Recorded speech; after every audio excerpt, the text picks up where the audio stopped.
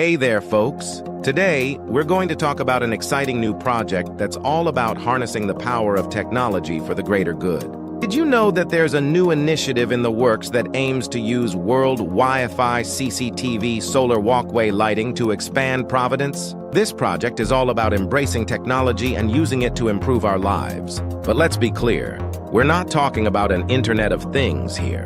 We're talking about human-centered technology, and it's time for us to be bottom-up accountable. We're not just a bunch of machines, we're real people, and we deserve to be treated as such. So let's come together and support this exciting project. It's time to embrace technology and use it to make our lives better. Thanks for tuning in, and don't forget to follow and subscribe for more updates on this and other projects that are making a difference. Hey there, folks. Today, we're going to talk about an exciting project that's happening in the Philippines. The Wi-Fi CCTV Solar Walkway Lighting Providence Expansion Project. This project is all about social responsibility and embracing technology in a human-centric way. The project aims to provide Wi-Fi connectivity, CCTV surveillance, and solar-powered walkway lighting to enhance safety and security in the area. It's a great example of how technology can be used for the greater good. But let's not forget that we're not just talking about an Internet of Things project. We're talking about people, and it's time for us to be more accountable and responsible for our actions. This project is a step in the right direction, and we should all strive to be more bottom-up accountable in our daily lives. Thank you for tuning in, and don't forget to follow and subscribe for more inspiring and informative content. Stay safe, and let's keep embracing technology in a positive and responsible way. Hey there, everyone. Welcome back to our channel. Today, we're going to delve into a fascinating topic. Why do men from all over the world choose a Filipina for a wife? First and foremost, let's talk about the incredible beauty of Filipinas. They're known for their striking features, radiant smiles, and overall beauty that captivates men from all walks of life. But beauty isn't the only factor at play here. Filipinas are also known for their warmth, kindness, and genuine love for their partners. They're known for their strong family values and their commitment to their partners. So, when men from around the world seek a partner, they often turn to Filipinas because of their unmatched beauty, genuine love, and strong family values. That's it for today's video, folks. We hope you enjoyed this insight into the world of international relationships. If you did, please give this video a thumbs up and don't forget to subscribe to our channel for more interesting topics. Thanks for watching, and we'll see you in the next one. Hey there, everyone. Today, we're going to talk about a topic that truly resonates with the Filipino spirit, FW, Overseas Filipino Worker Dedication. You know, there's something about Filipinos that just makes them stand out in the global workforce. Their dedication, resilience, and commitment to their work are truly inspiring. And that's why I'm so proud to be part of this community. Social fidelity is a beautiful experience that I've had the privilege of sharing with people from the Philippines. Connections, friendships, and memories we've made are truly special. So, let's celebrate our Filipino brothers and sisters who are making a difference around the world, and let's continue to build these amazing connections. Thank you so much for tuning in, and if you enjoyed this video, please don't forget to like, share, and subscribe for more inspiring content. Until next time, take care and stay positive. Hello, everyone. Today, we're going to delve into the intriguing, fascinating history of Filipino culture. Our primary focus will be on nurturing and maintaining social relationships while also lending a hand to one another. You see, in the Philippines, the saying, "Utang na loob," holds great significance. It signifies debt of gratitude, and it has become an integral part of Filipinos doing their bit to clear their debts, irrespective of the nature of the same.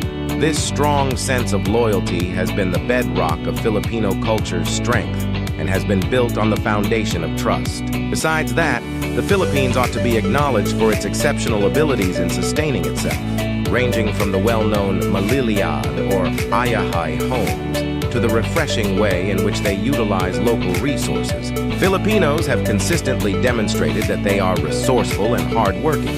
It's this capability to look after ourselves that has been absolutely crucial to the country's growth and perseverance throughout history.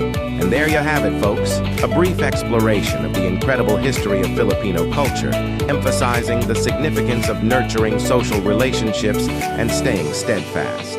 Thank you for tuning in. And don't forget to hit the follow button and subscribe for more captivating tales on the history. Until we meet again. And I'm going to extend this now to the biology. And I want to show you the website for free articles and references about what I'm talking about. So you can go there. And I have two announcements before I talk. Okay. Number one, the science I'm going to present can change your life very profoundly. When I first started lecturing, I told people, with this science, you can create the most wonderful life on this planet. And then the people in the audience would look at me and go, your life does not look that good. And I said something like, do as I say, not as I do. But the secret I found out is two. First part is to know, to have the knowledge. But the second part is the most important, and that part is you must actually use the science in your life or it doesn't work. And the truth as I see it from my own life is that if there is a heaven, I think it's here right now. And that's from using my own knowledge in my life. And that's the big point. Okay, and number two is the medical profession does miracles. However, there are great problems in the medical profession. Medicine does miracles with trauma, like if you break something or you got to cut something out or put something back in, they do miracles. However, if there are illnesses like cancer, Alzheimer's, diabetes, these kinds of illnesses, medicine does not do a very good job. And the reason it is not the practitioner, it is the education that we provide to the medical doctor. I was a professor in medicine. I taught medicine for 20 years. And we do not provide a proper and complete education. And the main reason, the pharmaceutical industry does not want us to teach how you can heal yourself. So if I say something bad about medicine, it's not the medical doctor. Okay. I am a cellular biologist. And I want to tell you about a misperception you may have. When you look in a mirror and see yourself and you see like one person looking back, that is not true. You are made out of 50 trillion cells, and the cells are the living entities. So you are a community, not a single person. But your mind is the government for the 50 trillion cells. And if you have a good government, you have health. If you have like a United States government, then you are sick. Dann schaut's schlecht aus. So the part that is the powerful part is in the mind. The cells, I will talk about cells for this reason. Because every function that you see in the human body is already present in every cell. Every cell has a respiratory, a digestive, an excretory system, a nervous system, and even an immune system in every single cell. So it's easier to understand how one cell works than to try to understand how 50 trillion cells work.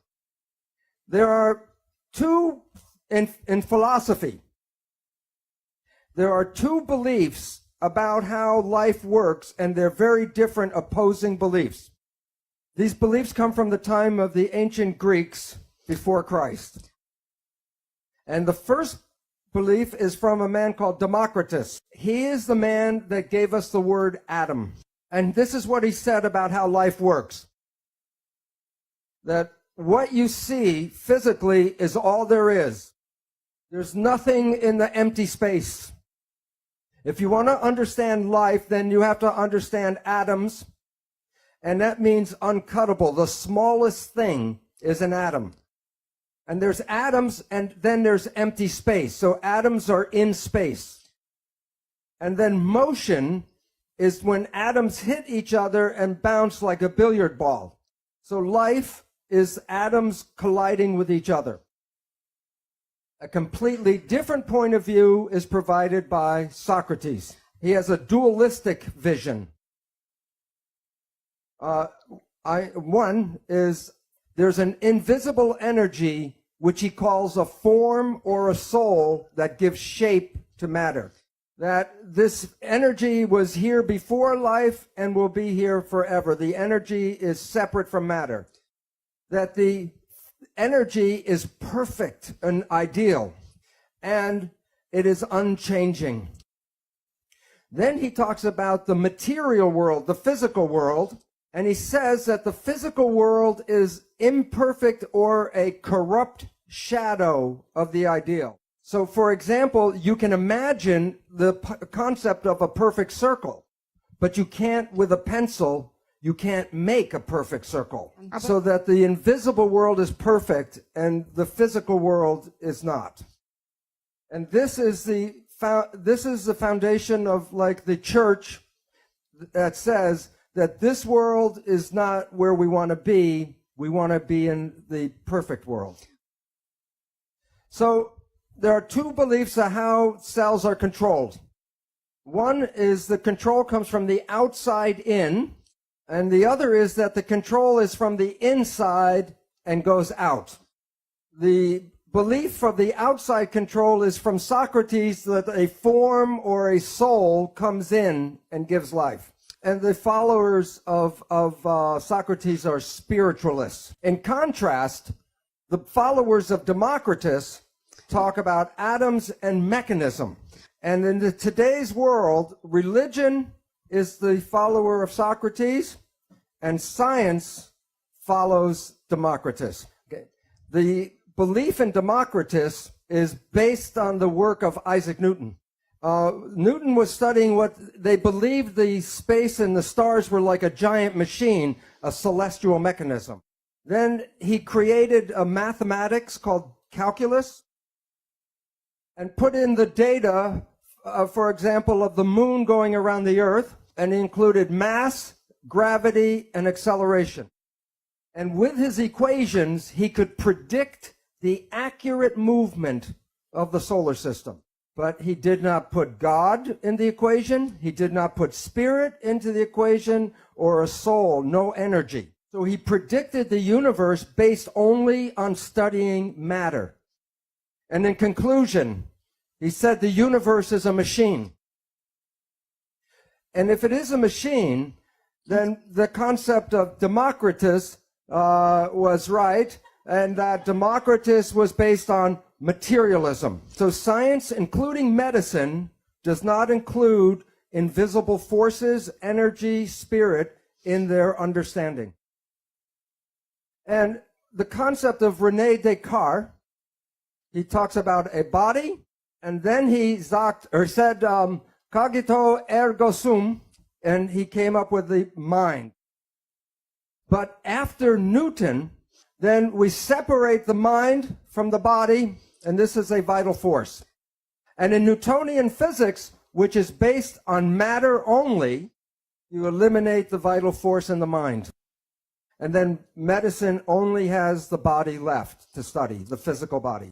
So in the universe, if the universe is a machine, then you can take it apart and study it, and then you will know how the universe works by looking at the pieces. So they look at the human body, and the human body is a machine. So in medicine, they take apart the body, look at the molecules, and then try to determine your health by just looking at the physical molecule. So the mission of modern science is to obtain knowledge that can be used to dominate and control nature, which is a machine. So the important understanding is, where is the control in the human machine? And from Charles Darwin, he said that the control is passed from parent to child because the traits of the parents are expressed in the child. And since they were only looking for physical things, chemicals, they took apart the sperm and the eggs to find which chemicals control life. And 100 years after Charles Darwin, James Watson and Francis Crick told us the story of DNA. The DNA is a double helix, and the pattern for the human body's materials are in just one single helix. So each strand has a pattern. The pattern is in what they call bases. And the bases, the letters of the bases are A, T, C, and G, the genetic code. And the sequence of the bases determine the structure of protein. And there are over 150,000 different proteins to make a human body. The proteins provide for the physical structure, and the proteins also provide for your functions. Based on his belief, Francis Crick created what is called the central dogma. It is like the 10 commandments of biology. It says that you are protein. You're the protein. But where do you come from? And the information flows in one direction, from DNA to RNA to protein, which is you. So your fate and your structure is programmed in the DNA. The concept of the central dogma is what I taught in the medical school. And I did not know the meaning of the word dogma until I left the university. And the definition of dogma is a belief based on religious persuasion and not scientific fact. So for 20 years, I was teaching religion in medical school. The other name for central dogma is the primacy of DNA. And primacy means first cause. So anything about your life, the first cause is DNA. DNA controls life. The genes are DNA. So in this image, were you born that way? It reveals our belief that all of your traits, physical, behavioral, emotional, are all programmed in the DNA. When we were teaching this in the school, we call it genetic determinism. Genes control and determine the character of your life. But you didn't pick the genes you came with. You can't change the genes you came with. So you become a victim of your heredity. If cancer is running in your family or heart disease is running in your family, you believe that you will be a victim of the same disease. So science teaches you that the genes are the controlling device, and that makes you powerless. And when people believe they're powerless, they become irresponsible. But the question is, what kind of belief do we teach in the end? So what we were teaching in medical school is conventional belief that the medical model is that you are a biochemical machine controlled by genes. And the significance of that is, this is based on logic. If a healing profession works in agreement with nature and science, then that healing profession should be a benefit to the patients. But if a healing profession does not understand science and nature, then it may be a detriment to the patient. The leading causes of death in the United States are as follows. Number 3, cancer, with 553,000 people die every year. Number 2 is cardiovascular disease, with 700,000 people die every year. And the leading cause of death is called iatrogenic illness.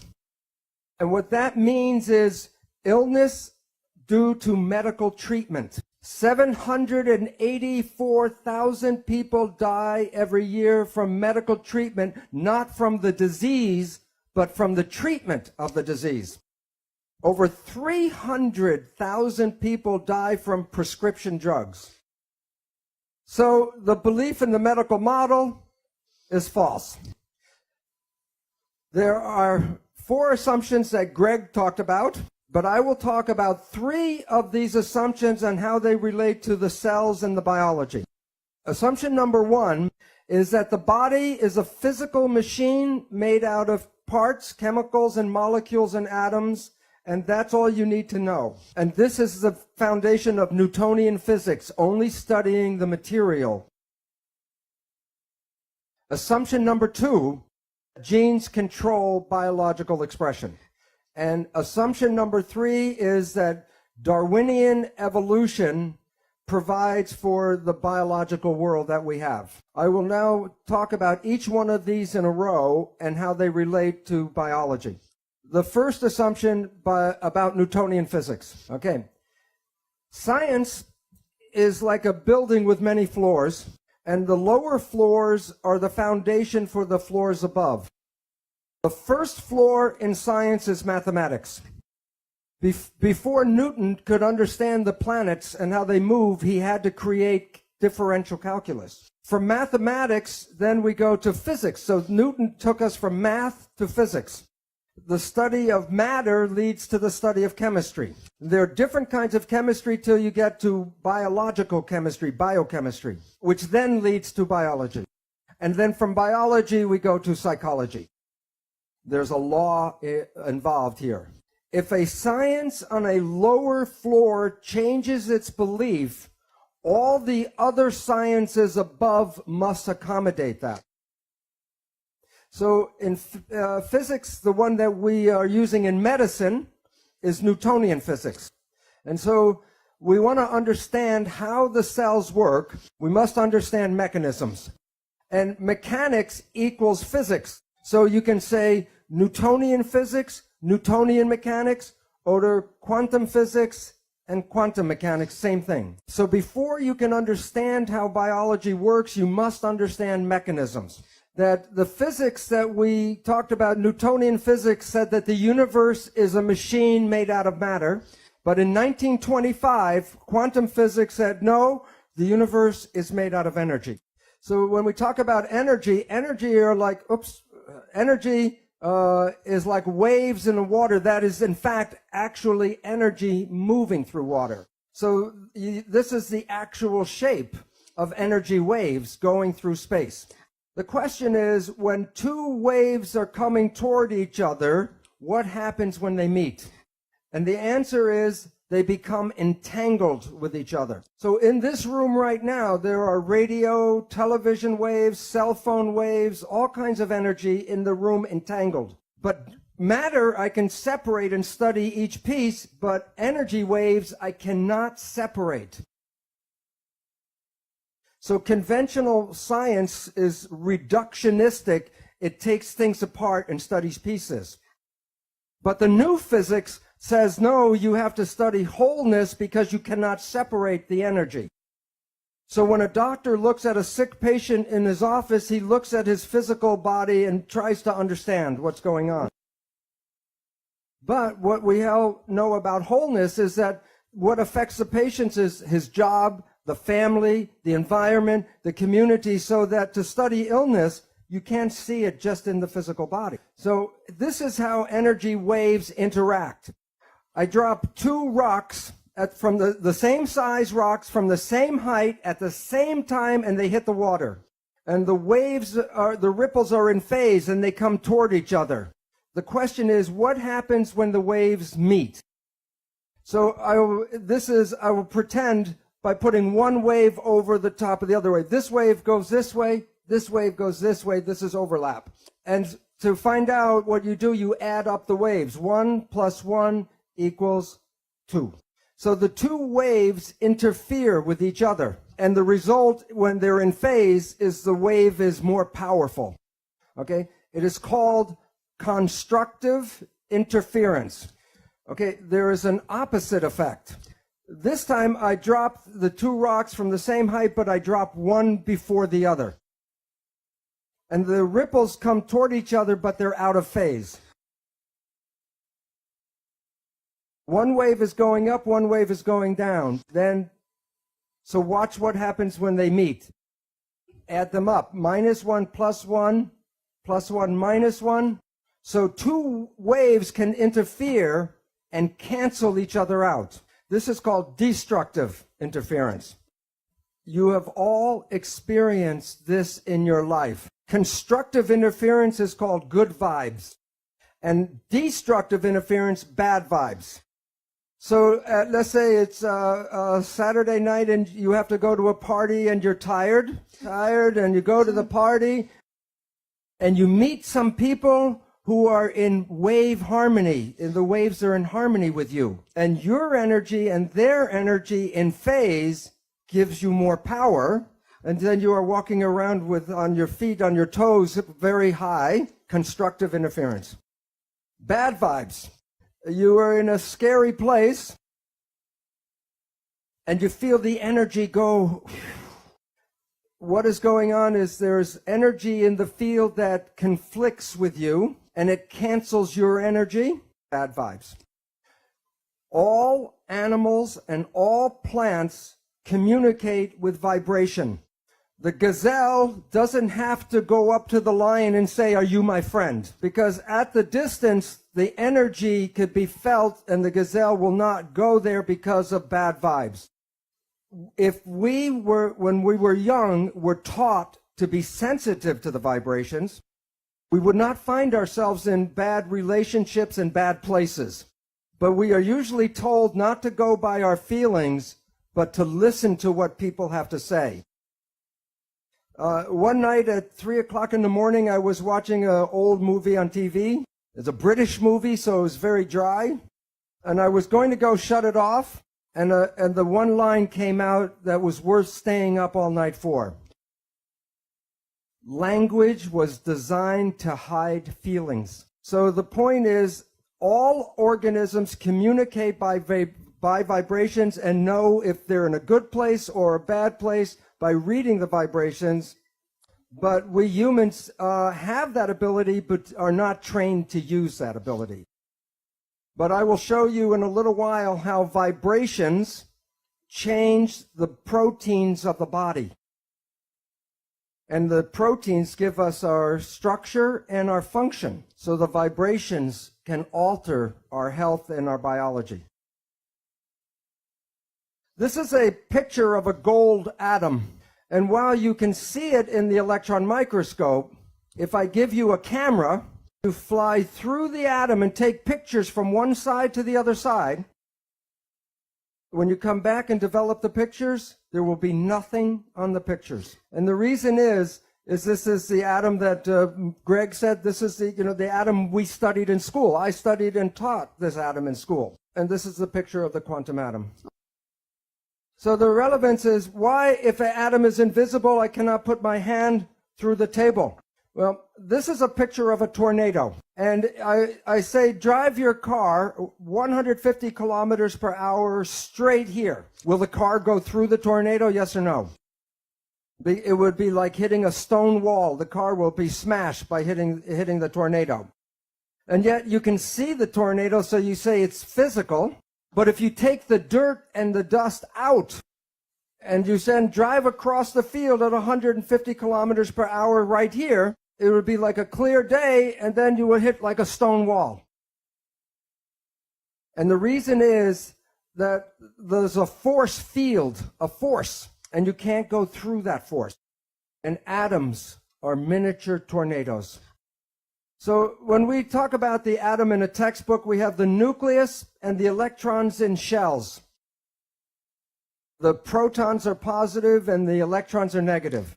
And every atom has an equal number of protons and electrons. So every atom is neutral. However, the electrons are not equally distributed. So that on this side of the atom, it's more negative, and this side more positive. So if I break a voltmeter and read here is negative, if I take the voltmeter and read here is positive. But instead of moving the voltmeter from negative and then move it here as positive, all atoms are spinning all the time. So as this atom is spinning, then I put a voltmeter, and one side red is positive and negative, red and blue. So you are watching the waves of positive and negative, and I record them. And then when you look at the character of the atom, you see the character is a wave. So atoms are, in physics, in today's physics, they study the electrical activity of atoms. When you and I went to school, we studied the physical character of the atom, the mass and the weight. And today, physics studies the vibration, not the physical. So that all atoms create waves. So that the picture of the atom is like the waves with the atom in the center. So when we want to study atoms, when you use Newtonian physics, you study two particles hitting each other like billiard balls. But in quantum physics, we don't study the particles, because in quantum physics, we study the waves. And we study how the waves interact, interference. So there's constructive and destructive interference between atoms. All of the waves together is called the field. So you're made out of atoms, but you also are the field. So you are connected to everything because you can't separate waves. This is a new technology showing you pictures of atoms and electrons. And a scientist can manipulate and make a corral out of the atoms. And trapped in this corral are two electrons. And you can see the waves in the electron microscope picture from the atoms. These are the waves. And then you can see where the waves of one atom and the waves of the other atom interact and interference. So the new physics says, don't look at for particles, talk about the field and the waves. This is from Scientific American, but it's not the title I'm interested in. It's a subtitle. And the relevance is this. Are you made out of atoms and molecules, yes or no? Because if you are, then you are giving off light and energy, and you are absorbing light and energy. So while you see yourself as a physical entity, in the new physics, you are energy waves interacting with each other in the room right now. In the old days, this was the only color picture in my chemistry textbook. And it's the spectrum of emission for each element in the periodic table. There are different frequencies for each atom. What's interesting is in medicine, we don't study energy. The reason is the drug companies sell chemicals, they don't sell energy. So interesting is that every element has its own vibrational frequency. And the newest technology in medicine was designed by physicists. CAT scan, MRI, sonogram. And what's interesting is the physicists designed the machine, and what you're reading are the vibrations of the cells in the tissues, and the specific vibrations can tell you if the cells are in health or disease. But medical doctors don't understand the nature of energy. So they will use this as a map to find where a cancer is. And then use a scalpel and cut out the cancer. But remember, all atoms give off energy and all atoms absorb energy. And when two energies interfere, you can change the power from zero, from destructive, to increase the power, constructive interference. So instead of using a scalpel to cut out a cancer, you should be able to put energy into this cancer and cause the cancer to go away. And this is the physical foundation for hands-on healing for thousands of years. This is a simple experiment I did at my home for cheap. I took a piece of iron and a file and filed it and made iron dust. And I put the iron filings in a salt shaker and sprinkled them on the paper. Every time I sprinkle it, I get a random pile. So if I throw this away and do it again, I get a random pile. But the next experiment, more expensive, I buy a magnet. Now I sprinkle the filings, and what do I get? I get the magnetic field shaped by the filings. And the significance is very important. The filings without the magnetic field are random, but when I put the field in, the field shapes matter. And the significance is by Albert Einstein. I'll make a quote from Albert Einstein. The field is the sole governing agency of the particle. And so that the energy in visible fields shape matter. Can you explain the pattern of the iron filings if you do not understand the field? Yes or no? No. Can you understand the pattern of my cells in health and disease if you don't understand the field? So this is why medicine has failed, because it wants to understand the structure of health and disease, but does not include the field in its understanding.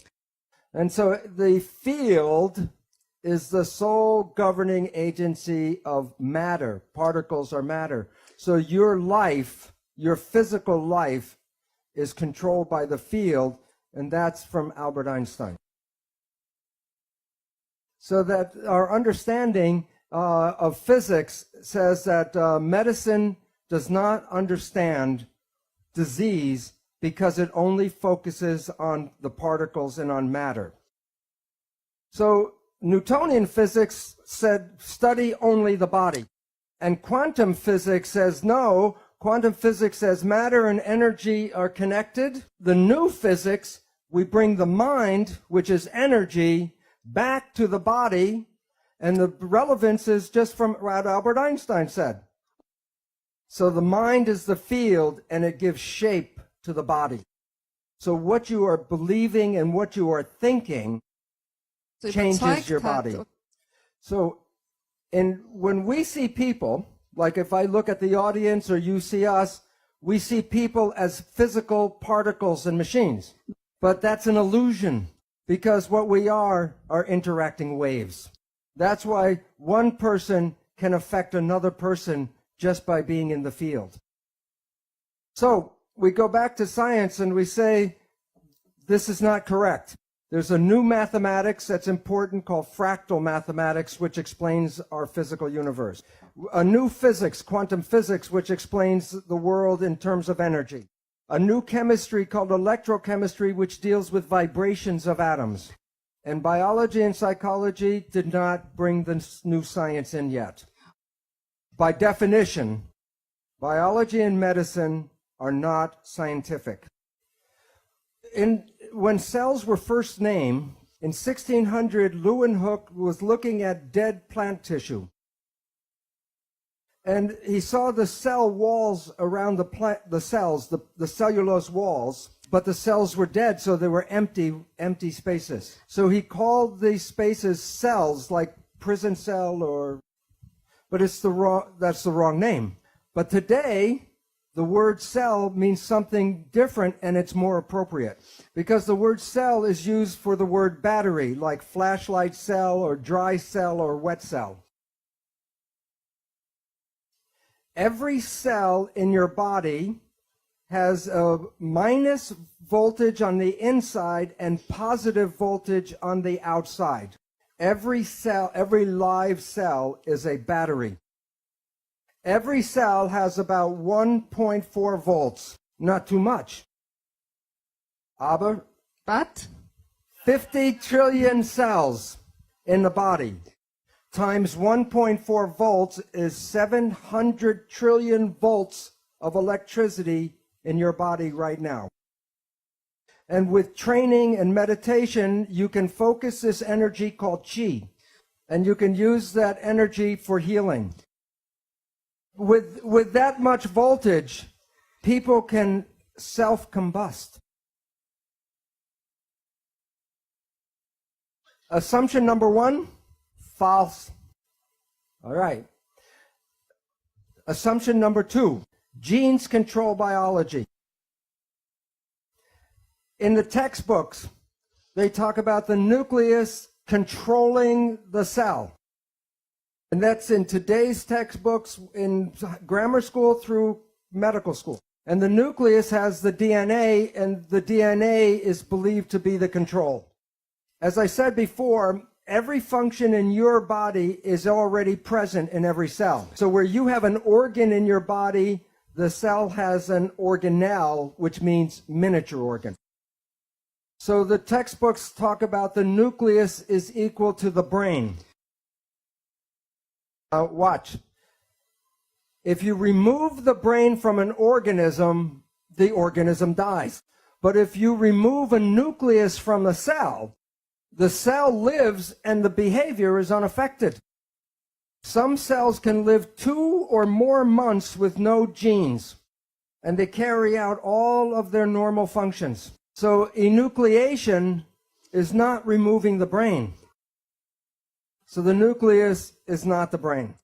But the nucleus does something. When you take out a nucleus, the cell cannot reproduce its parts or itself. So the nucleus is not the brain. The nucleus is the gonad. Since science is a male business, and since men think with this organ, they made it the brain of the cell. The nucleus does not control the cell. The nucleus is reproduction of the parts. But we went and looked for to find all of the genes that make up a human. And the Human Genome Project was going to be the last biology project. Because once we knew all of the genes, then we would be able to control anything in a human being. It takes one gene to make a protein. There are 150,000 different proteins. How many genes do you need? 150,000. How many genes did we find in the Human Genome Project? 23,000. There's a problem. There are not enough genes to make a human being. So what is wrong is our belief. We are completely wrong about our belief that genes control life. So genes do not control life. The fact. So assumption number 2, false. Wrong. Wrong. Good. I'm learning. In my research, 40 years ago, I started working with stem cells. People think that stem cells are something new. But I learned very many things from the stem cells. The secret of life I learned from stem cells. Right now, in every one of you, you have stem cells throughout your entire body. And these stem cells can replace any tissue or organ in your body. And you should be able to stay young for hundreds of years, as Greg will talk about. So you might ask, then why do we age? And the answer is because the mind controls the cells and the genes. And we collectively believe in aging. So that my research, early research, I have a tissue culture with multipotential stem cells. These are clones, meaning they're all genetically identical. In my experiment, I take a group of cells, so I take this group of cells and put it into another petri dish with a different environment, environment A. And environment A, the conditions of the medium, the stem cells form muscle. But I could go back and take the very same genetically identical cells and put them into culture dish with environment B, and the cells form bone. Or I could go and take the very same cells and put them in culture dish C with a different environment, and the cells form fat. What controls the fate of the cell? The environment. They were genetically identical, only the environment was different. So I published this work in 1977, and it's a fine structural analysis of normal and modulated cells in myogenic culture. It sounds like Latin, but it sounds like Latin, and so science is like the church, so you can't understand what I'm talking about. But what is the meaning? Is that this is the first scientific report that I made, how the environment controls the fate of your cells. And I use the word modulated, meaning altered, because there was no other word. My colleagues were not interested in this work because they were interested in the human genome. So I had tenure, and I walked out of the university as a professor. I left the university because they were not being scientific, because they didn't want to understand this. So I end up at a better university, the Stanford University Medical School. There I repeat the experiments, but more sophisticated. And I get the cover of the journal, Differentiation, but I really wanted the cover of Rolling Stone, but it's science. So after I do this, again, the scientists were not interested. So I left the university for the second time. And I write my book on the biology of how cells work. And in my chapter 2, I lay out the scientific evidence to show you genes do not control biology. I also introduce you to the exciting discoveries of epigenetics, a new field of biology that is unraveling the mysteries of how the environment influences the behavior of cells without changing the genetic code. And I call chapter 2, It's the Environment Stupid. It's a takeoff from President Bill Clinton's campaign saying, it's the economy stupid. And 5 months after I write this, people are saying, what do I know? I'm not at a university, so what do I know? And then Nature, in one of the most prestigious journals in the world, Nature, 5 months after my book, an article about stem cells are engaged in a constant crosstalk with their environment. Biologists are fast realizing. No, some of them not too fast. What do you think they call this article in Nature? It's the same story. Science is now saying what I've been saying for 30 years is coming around now, and that there's a new science of how cells work. After lunch, I will show you the science of actually how the cells work, and you will have more knowledge than most doctors in the world today, because they still believe in the genes. Now we'll go faster. But this is going to be the fun part, because this is where I'm going to explain how the biology actually works. And I will we'll get to the secret of life before we're over. Okay, so what we were talking about is how cells actually work. And it's very similar to this. It's a machine. So just as the gears move and connect and turn and make an action, so do the proteins inside the cell. And there are proteins, I said there are 150,000 different proteins that provide both for our structure and our behavior. So 150,000 different shaped proteins. Now, again, it's like inside the cell, they're just like a clock with all the proteins engaging like gears.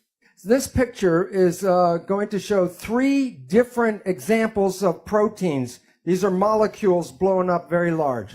And the question is, what makes each protein a different shape? So where does the shape come from? And is underneath the skin, there's a backbone inside each protein, a backbone. And just like a backbone gives you your shape, or you can change your shape, so does a protein. Now, what's really interesting is that all proteins share the same characteristics, so I only have to talk about one protein, but then I'm talking about all proteins. All proteins have a backbone made out of linked units, just like the vertebrae. The backbone pieces are called amino acids. There are 20 different shaped amino acids. And what makes each protein different is the length of the chain and also the sequence of the different amino acids. The DNA, the gene, is the information of which amino acid comes after the other amino acid. But this is not the best model, because all the beads have the same shape. So I'm going to use 3 different shaped pipes: a straight pipe, one with a 90-degree bend, and one with a 45-degree bend. That's just 3 out of how many? So, okay, and they're just like the beads, they plug into each other. And these are bonds, and in the real chemical name, they're called peptide bonds. So I will assemble this one protein.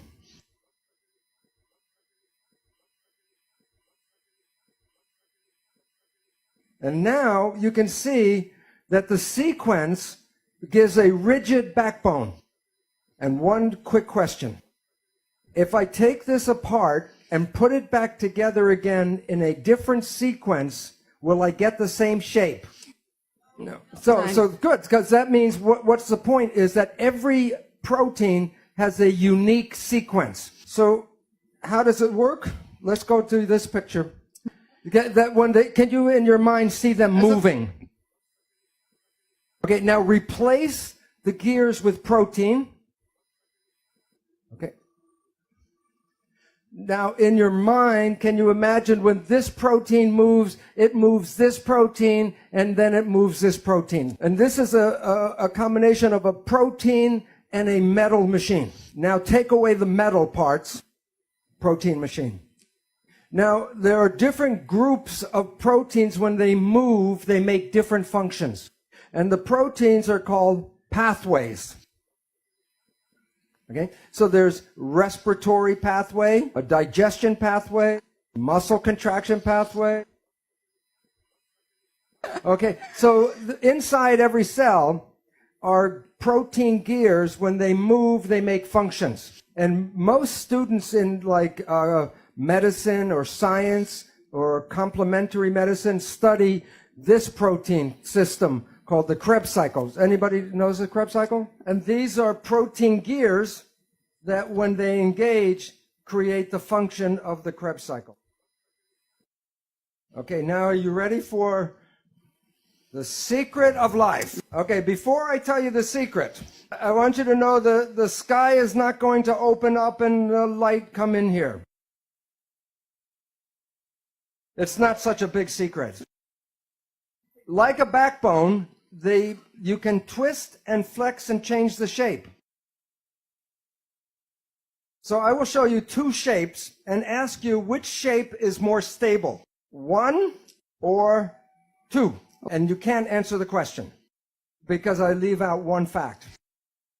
Okay, the yellow pipe are both negatively charged. 1, or this is 2. 1. Which one? This one. Yeah, because the 2 negative charges, they repel each other. Okay, now the secret. There's a protein, and then there's something called a signal. The signal can be a chemical, like a drug, a hormone, a growth factor. Or a signal can be a vibrational wave. But I'll use the chemical one because you can see it. Now here's this is negative, the yellow, okay? And this is positive charge, but more positive charge than this has negative charge. Okay? This comes like this. And when it gets near the protein, it will bind. What's the charge at this end? Yeah, and the charge here? Is this more stable or is this one more stable? What did it do? It changed shape? It moves. Movement is where life comes from. When proteins change shape, they create behavior. Now, if the signal comes off, what does the protein do? It moves back. So that you are made out of proteins, that gives you the structure, but the movement is the protein plus the signal. So if you are dead and you still have your protein body, what's missing? The signal. Okay, so in this protein gears, and it's each protein is like a lock, and the signal is like a key. And there's a different signal for different protein. When the signal moves and binds to the protein, behavior. When the signal is not there, no behavior. If you want the behavior to go again, what do you have to do? The signal. Another signal, and then protein goes again.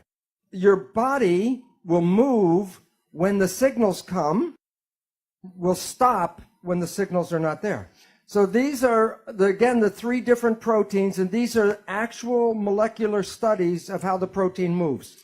With signal 1, with signal 2, signal 3. And this is the behavior of protein. Now, in medicine, the signals are always indicated to be physical chemical because medicine is Newtonian. So all signals must be matter.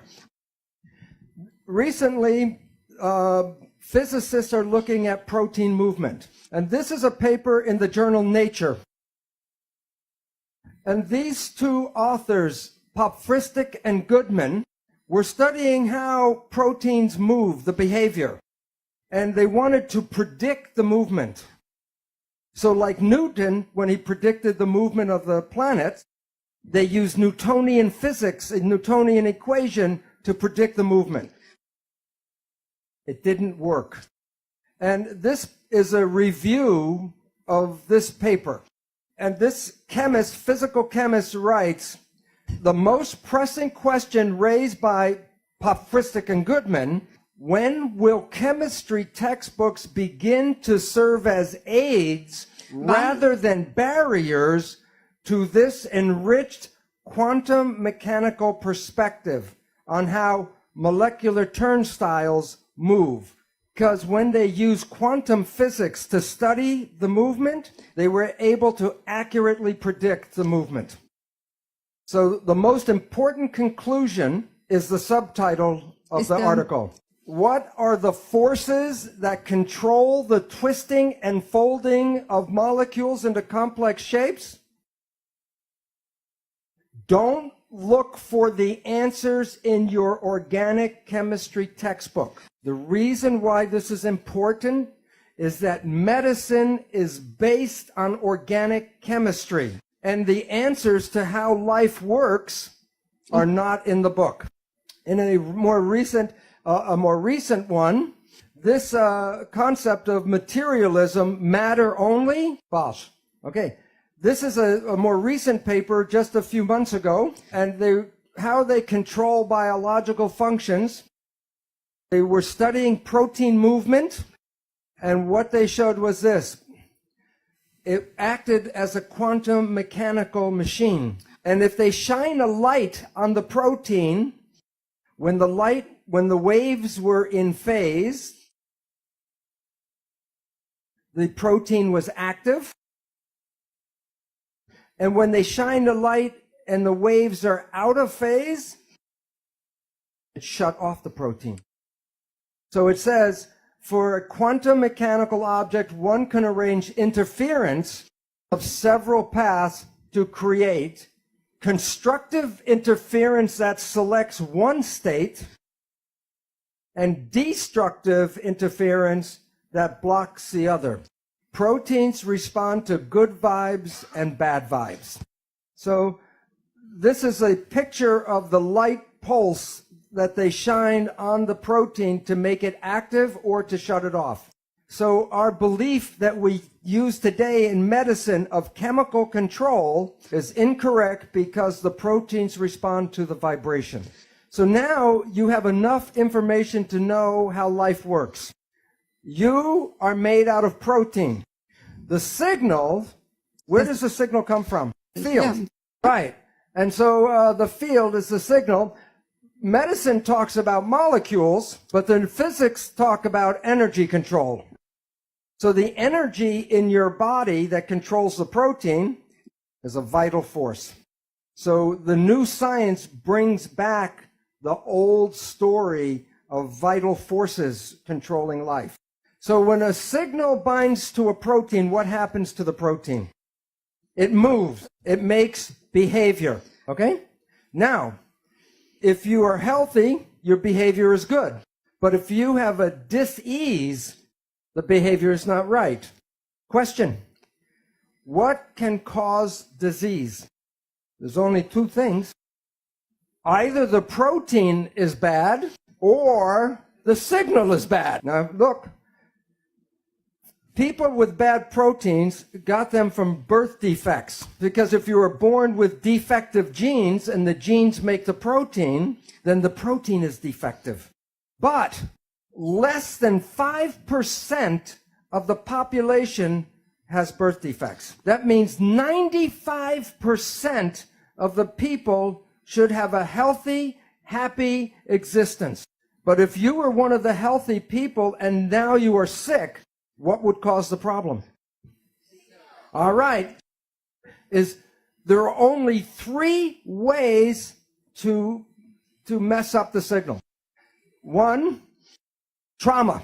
So if I fall off the stage and wrench my back, the signal is interfered with. Number 2, toxins. If the chemistry is not good inside the body, the signal cannot be passed through bad chemicals. Both of these interfere with the propagation of the signal. But the third one is thought, the mind. There is nothing wrong with the body. It's just sending the wrong signal at the wrong time. So if you change your thought and your mind, you can change the biology. And the mind is the primary cause of illness on our planet today. Okay, so now, I will now go and say the brain is what controls the signals. So I will now show you how the brain of the cell works, because it's the same mechanism that the human brain uses to control our own life. So where is the brain? What controls the cell? Brain. Where is the brain? They know. Yeah, they read your book. The membrane. Now you might say, I said before that you and the cell are the same. So you might say, am I saying that your skin is the brain? Yes. Yeah. Yeah. Yeah. Yeah. All right. In embryology, the sperm and the egg come together to make a zygote. And then the cell divides and makes a ball of cells called the blastula. And then the cells form 3 layers, 3 concentric layers. The outer layer is called ectoderm. The middle one is called mesoderm. And the inner one is endoderm. Each layer gives rise to specific tissues and organs. The ectoderm gives rise to 2 things. The outer layer, ectoderm, forms skin and the central nervous system. So like the cell, your skin is the brain. Well, I will show you now how it works. Inside the cell are the protein pathways. And the outside of the cell is the skin or the membrane. The signal comes from the environment and goes through the membrane to go to the gears. So the membrane controls if the signal comes in. Okay? The signal comes from the environment, the protein creates the behavior, and the membrane is a switch. Okay. This is like the other slide. Signal plus protein. Do they know what goes over here? Behavior. Now, I'm going to show the signal comes from the environment and hits the switch. Then the switch sends a signal into the cell to the protein to make behavior. So the switch controls the signal coming in. There are over 100,000 switches on the cell at any time, but all switches are about the same. It does 2 things. One, it reads the primary signal, And then the switch 2 sends a secondary signal into the protein. So there are two parts to the switch. In the skin are receptor proteins, and receptor means receiver. Okay. Do you have receptors Habt in ihr your Empfänger? body? Name the big ones. The eyes, No. nose, ears, mouth. Okay, what's the point? All of your receptors are built into the skin. And these receptors read the signals from the environment. So it's just the same as a cell. This is a simple, like eye or ear or nose. The receptor has an antenna, responds to the vibration signals from the environment. What happens when a signal binds to a protein? What happens to the protein? passiert? The protein moves. So there's two states to a protein, before the signal and after the signals, two different shapes. When the signal is active, it connects this one to this protein to this protein. And this protein, the effector, makes an effect. And it sends a signal into the cell to control the proteins. So the primary signal is picked up by the receptor. Then the receptor connects to the processor protein. And then the processor connects to the effector protein. And that sends a secondary signal to the protein pathway. Okay, now I will show you a video of how it works. This is the receptor with an antenna. This is the processor. Look at the shape and look at the shape. They don't connect. Signal comes, changes the shape. This hooks to this one. This one sends the signal into the cell. When the signal goes away, the shape goes back and the switch is broken. This does not fit. But now the primary signal changes the shape. And then this changes shape and sends a signal in. And this signal controls the function, a specific function inside the cell. So this is how a switch works. Okay.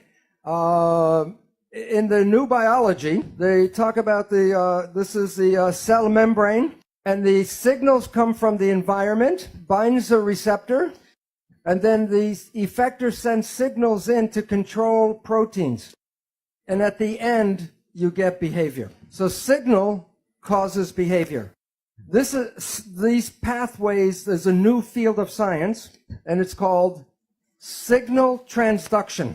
And there are thousands of these different pathways. Okay. The name of the protein in science talk is complicated. It's called a receptor effector integral membrane protein complex. But I will show you there was a name for this switch for over 1,000 years. And I'll use the definition and then I'll show you the word. The function of the receptor is awareness of the environment. Like eyes, ears, nose, gives you awareness of what's going on. The function of the effector is to send a physical signal into the cell. Or I'll call it a physical sensation. So the definition of the switch is awareness of the environment through a physical sensation. Now in the dictionary is the word perception. And the definition of perception, awareness of the elements of environment through physical sensation. What is the name of the switch that controls your biology? Perception. And why that's important is that it's you and how you see the world that controls the biology. So conclusion number one, perception controls behavior. And what causes behavior? Yes. Oh, Yeah, and the the signal. physical part. The protein. So the signal, the switch, controls the protein, which is the behavior. Okay. Now, we did not talk about DNA. When you need a protein in the cell and it's not there, then you need the blueprint, which is the gene. So how does it work? I get very excited because I'm going to show you how a gene works. But before I do that, I want you to know that we have been given misinformation. When people say a gene turned on and a gene turned off, it sounds like the genes make decisions. Here is the simple truth. A gene is a blueprint. So if you go to an architect office and he's working on a blueprint, and you lean over his shoulder and you say, is your blueprint on or off? And he goes, that doesn't make any sense. A blueprint cannot be on or off. It's a blueprint.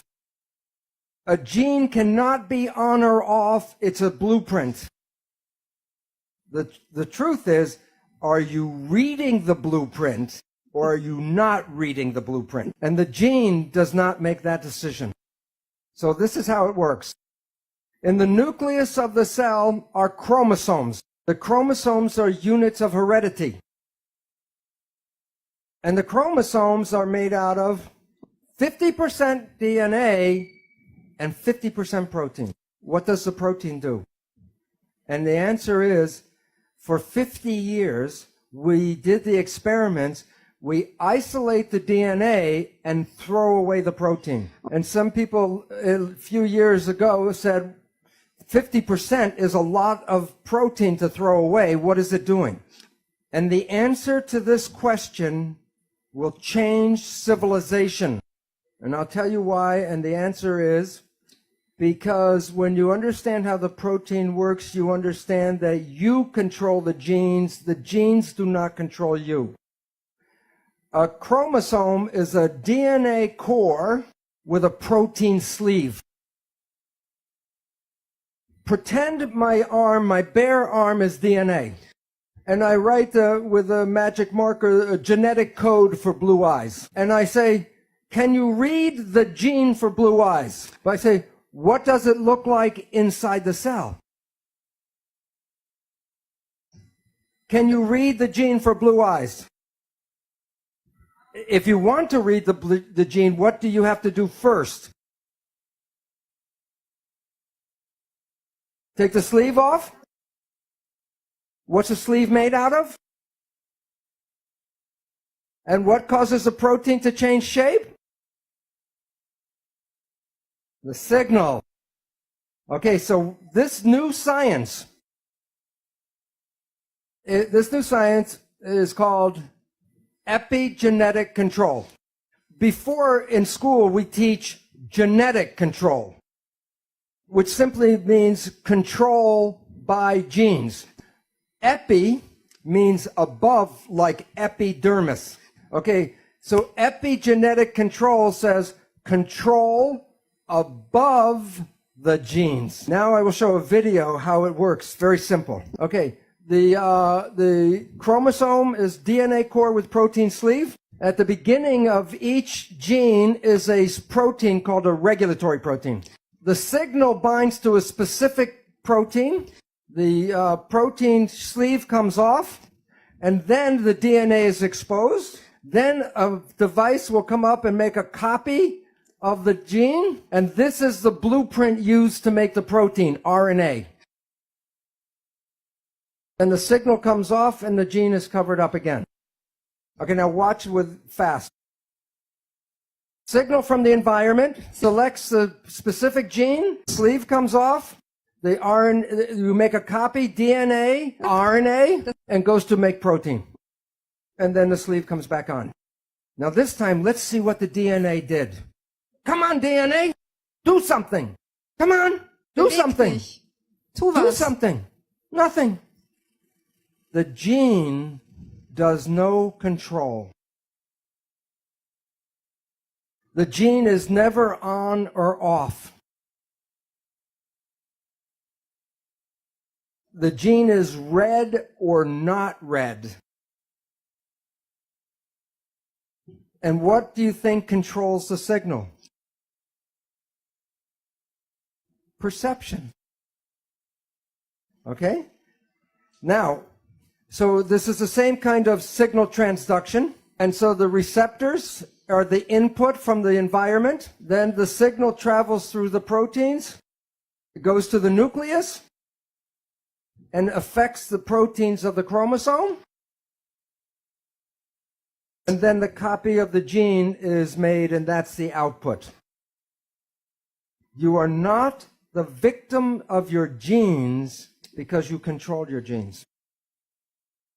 One gene blueprint using epigenetic control can make 30,000 different proteins from one blueprint. So you can come with good genes, and then through epigenetic control create cancer, diabetes, and it has nothing to do with the genes, but epigenetic control. So you can come with good genes and make mutant products, or you can come with a mutant gene and become normal. I'll show you. This mouse is a mutant mouse, a goody mutant. Blonde, fat, and diabetic. This is a normal-looking mouse. It's a normal-looking mouse because it's a goody mutant. The difference, when this was in gestation, in fetal development, the mother was fed these additives, and these affected the epigenetic control and covered up the mutant.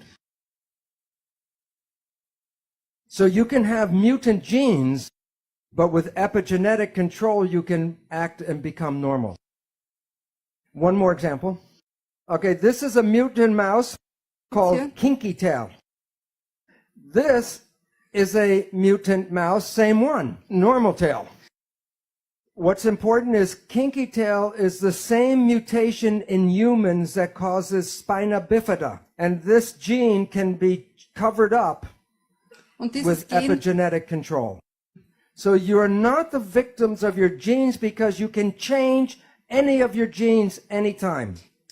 The following is a quote from the scientist who did this. Both nature and, I think it's written, so both nature and nurture are important and both are intertwined, but what's bigger is epigenetics in terms of bulk. Genomics might be the tip of the iceberg, but epigenetics is the base. Medicine has some information about this, but it doesn't have very much about the bigger thing called epigenetics. When this becomes known to the public, it returns responsibility for your health to you, and you are not a victim of your genes. And recently, it is becoming more public. And the recent issue of Discover, DNA is not your identity. Yet every day, the media still tells you that genes control this and genes control that. And then people get nervous about what genes are in their family. And as Greg Braden said before, if you look for the disease, you can create the disease through epigenetics. Right now, it appears that about 95% of cancer is not because of mutant genes, but because of epigenetic control. And it can be passed from parent to child like genes. But the difference is you can change your epigenetics at any time. So the central dogma, DNA, RNA, protein, primacy of DNA, is not complete. Put in the protein for epigenetic control. But the protein is controlled by the signal, which comes from the environment. So it's not the primacy of DNA that's in the middle. It's the primacy of the environment. Number 2, perception, the switch, controls the activity of genes. If you change your perception, you change the reading of your genes. If someone tells you you're going to have a disease and you believe that, then you can create the disease. So there are three conclusions because I don't have enough time to talk about one, but I will list them. Okay, conclusion one, perception, how you see life, the switch, controls behavior because that's protein. Perception controls which genes are being read and how they're being read. And the one I didn't have time for right now is the third one. Perception can rewrite the genetic code. So perception controls life. No two people see the world in the same way. They have different perceptions. But let's do a perception test. Okay, this is the question. The first one is a simple question because it's important because perception controls your biology. So the perception test is a simple one. Is the surface area of A greater than, equal to, or less than the surface area of B? Which is greater? B, yeah.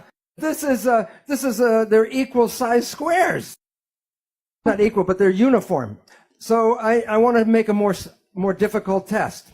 I will show you two surface areas that are not regular.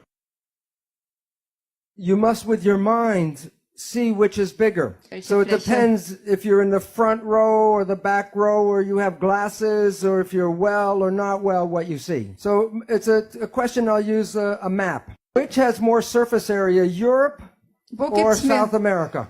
Calculate in your head the surface.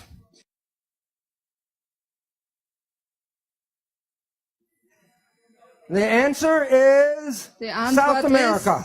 South America is 2 times larger than Europe. Twice as large. You could see that, right? The map is wrong. This is the Mercator map. It was made by Germans. Where did they put Germany? Deutschland is in the dead center.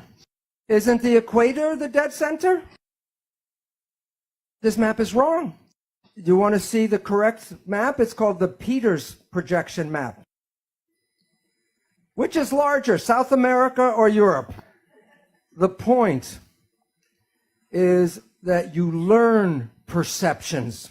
And sometimes your perceptions can be right, and sometimes your perceptions can be wrong. Since perception controls biology, and since they can be right or wrong, then it's more accurate to say that belief controls biology. What you believe creates your life on the inside and on the outside.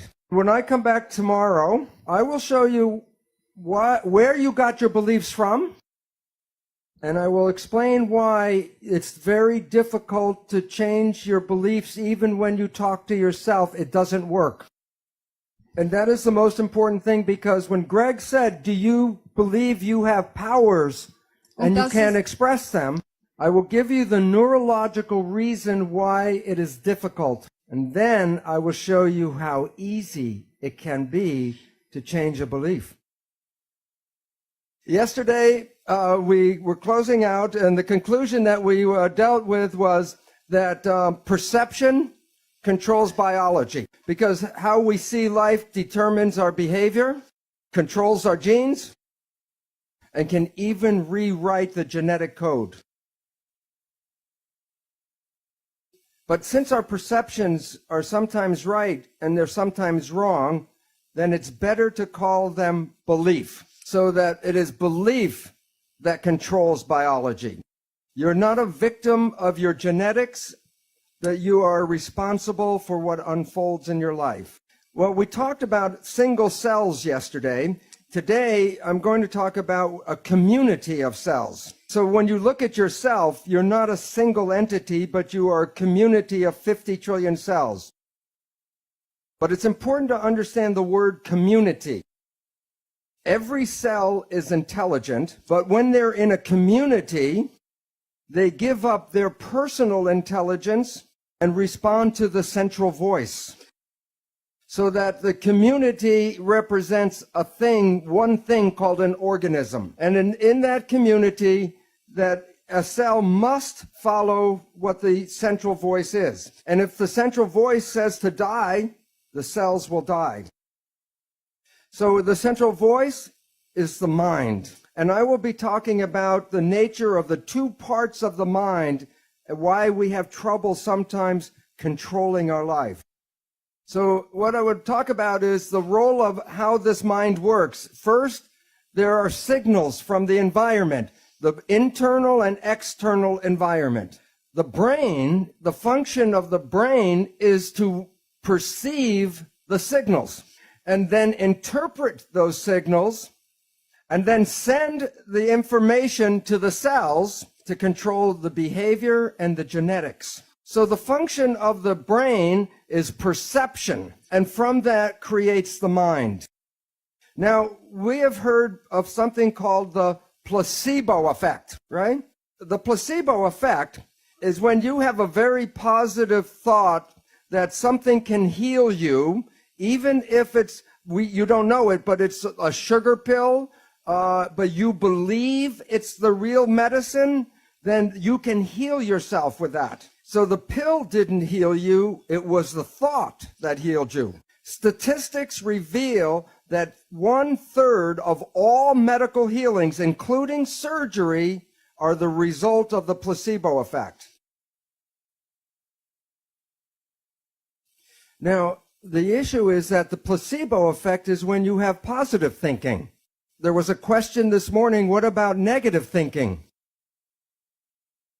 And this is what medicine does not tell you, is that there is negative thinking, and it's called the nocebo effect. And in the same power that positive thinking can heal you, negative thinking can kill you. They're both the same effect. One is more positive, one is more negative, but the effects are exactly the same on your health. One will heal you, and the other can make you sick.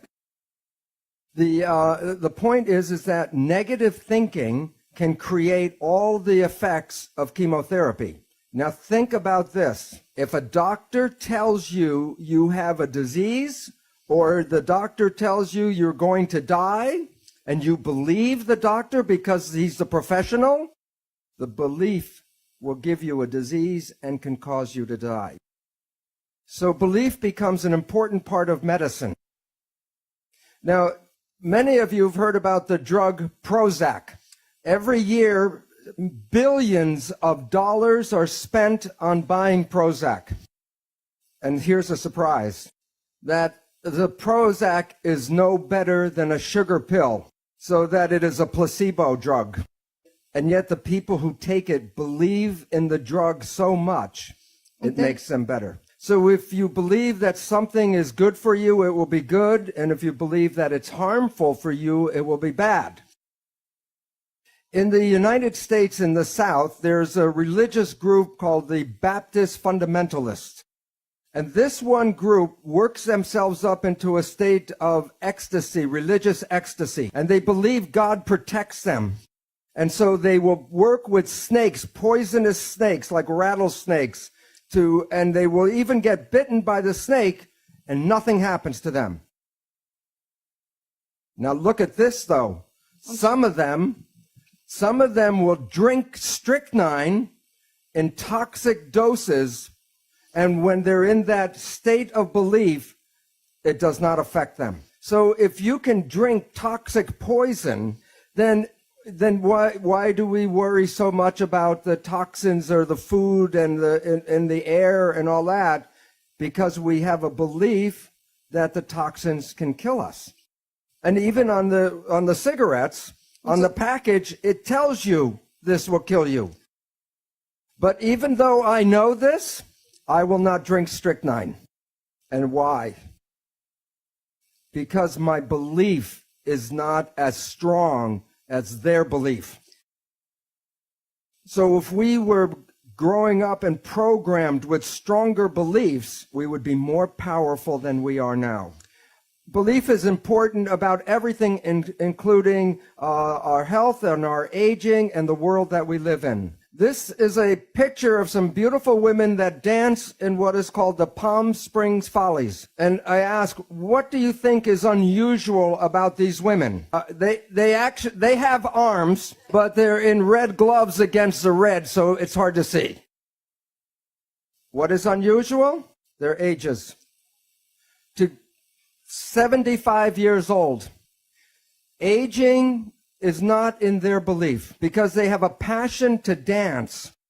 And the passion keeps them young and alive and healthy. But most of us see other people grow old and expect that we must grow old like they do. And then a more important factor that Greg has talked about, belief becomes part of the field. So while you might want to believe you can stay young, the belief of everyone around you is more powerful and will get you to get old.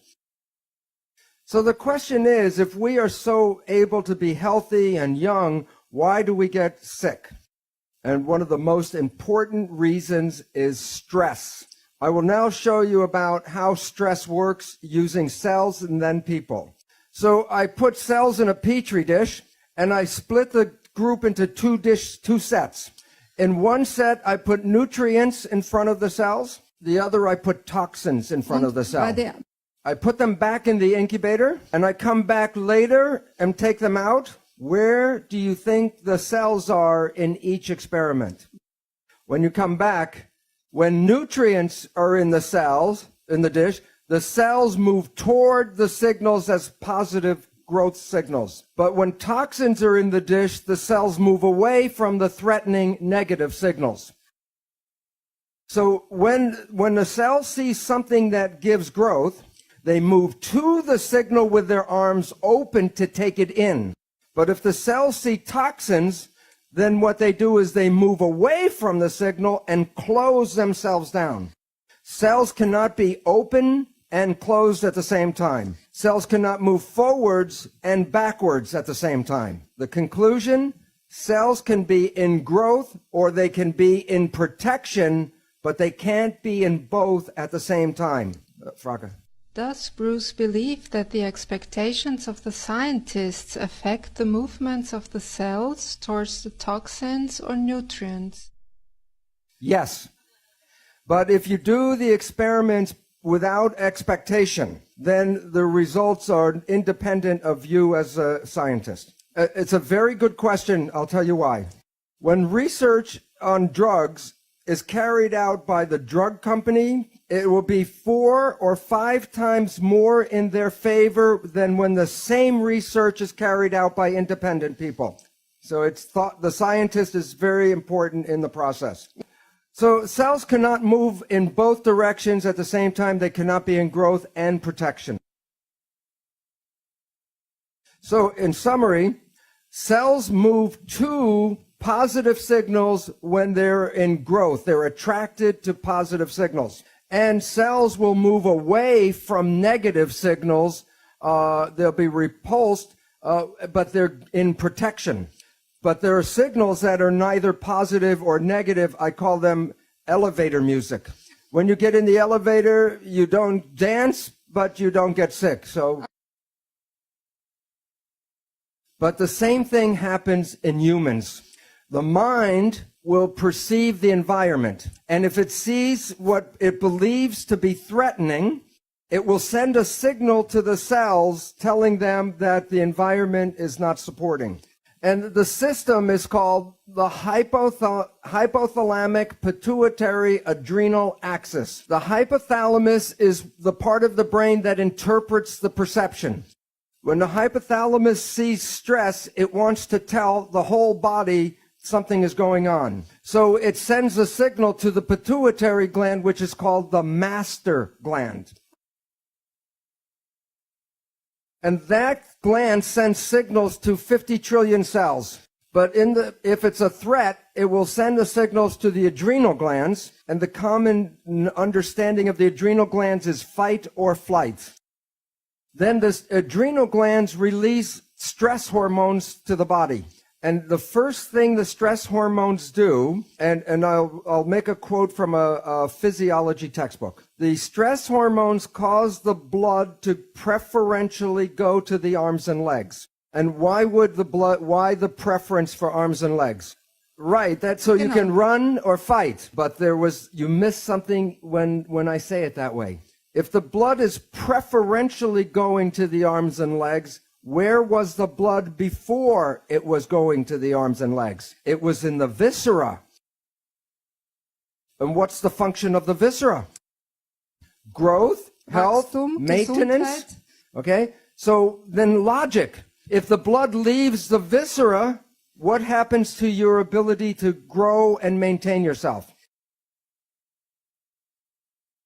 Well, it goes down. And the reason is when you're in protection, you shut off growth. So like the single cell, the whole body is in growth or protection, but not both at the same time.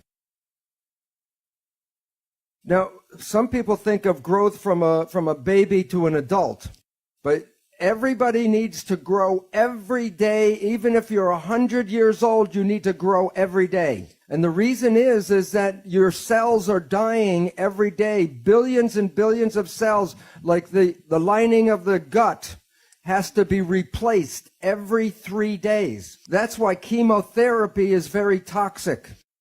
Because chemotherapy kills dividing cells, whether they're cancer cells or normal cells. That's why people that are on chemotherapy have trouble with digestion, and their hair falls out and doesn't come back, and the skin doesn't grow well. So if your days are filled with stress, then you are putting lots of hormones in your body to direct you for fight or flight. And that is why you start to get sick when you're under stress, because you are not replacing the cells at the normal rate. Okay, now there's another important effect about stress. When the hormones go from the hypothalamus to the pituitary and then to the adrenal gland, it releases the stress hormones. As I said, the stress hormones cause the blood to go from the gut to the periphery because the hormones squeeze the blood vessels in the gut closed. And the function of the stress hormones is to take the energy of the body and get it all to run and fight.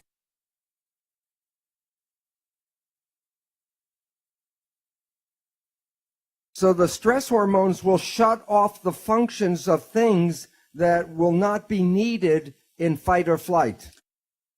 One of the most important uses of energy in the body is the immune system. And now think of this, the logic.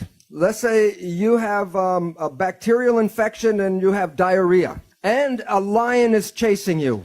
How much energy should you put in to fight the infection, and how much energy should you put in to run away from the lion? Forget the immune system, because if the lion eats you, then the bacteria are his problem. So the issue is this. Stress hormones shut off the immune system.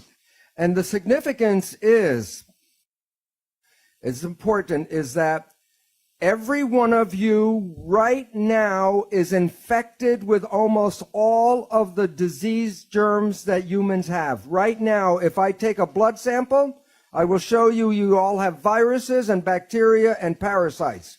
And you might say, well, if I'm infected, then why am I not sick? Because if your immune system is working properly, it will suppress these parasites and germs.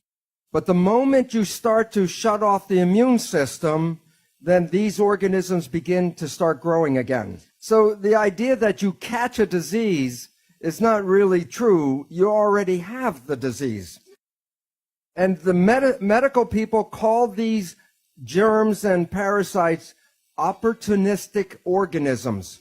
So if you are under stress and you shut off the immune system, then you give these organisms the opportunity to then make the disease. And yet, when we get some of these diseases, we go to the medical doctor and they give us drugs to kill the germs and the bacteria. well, this is very helpful if the disease is going very quickly.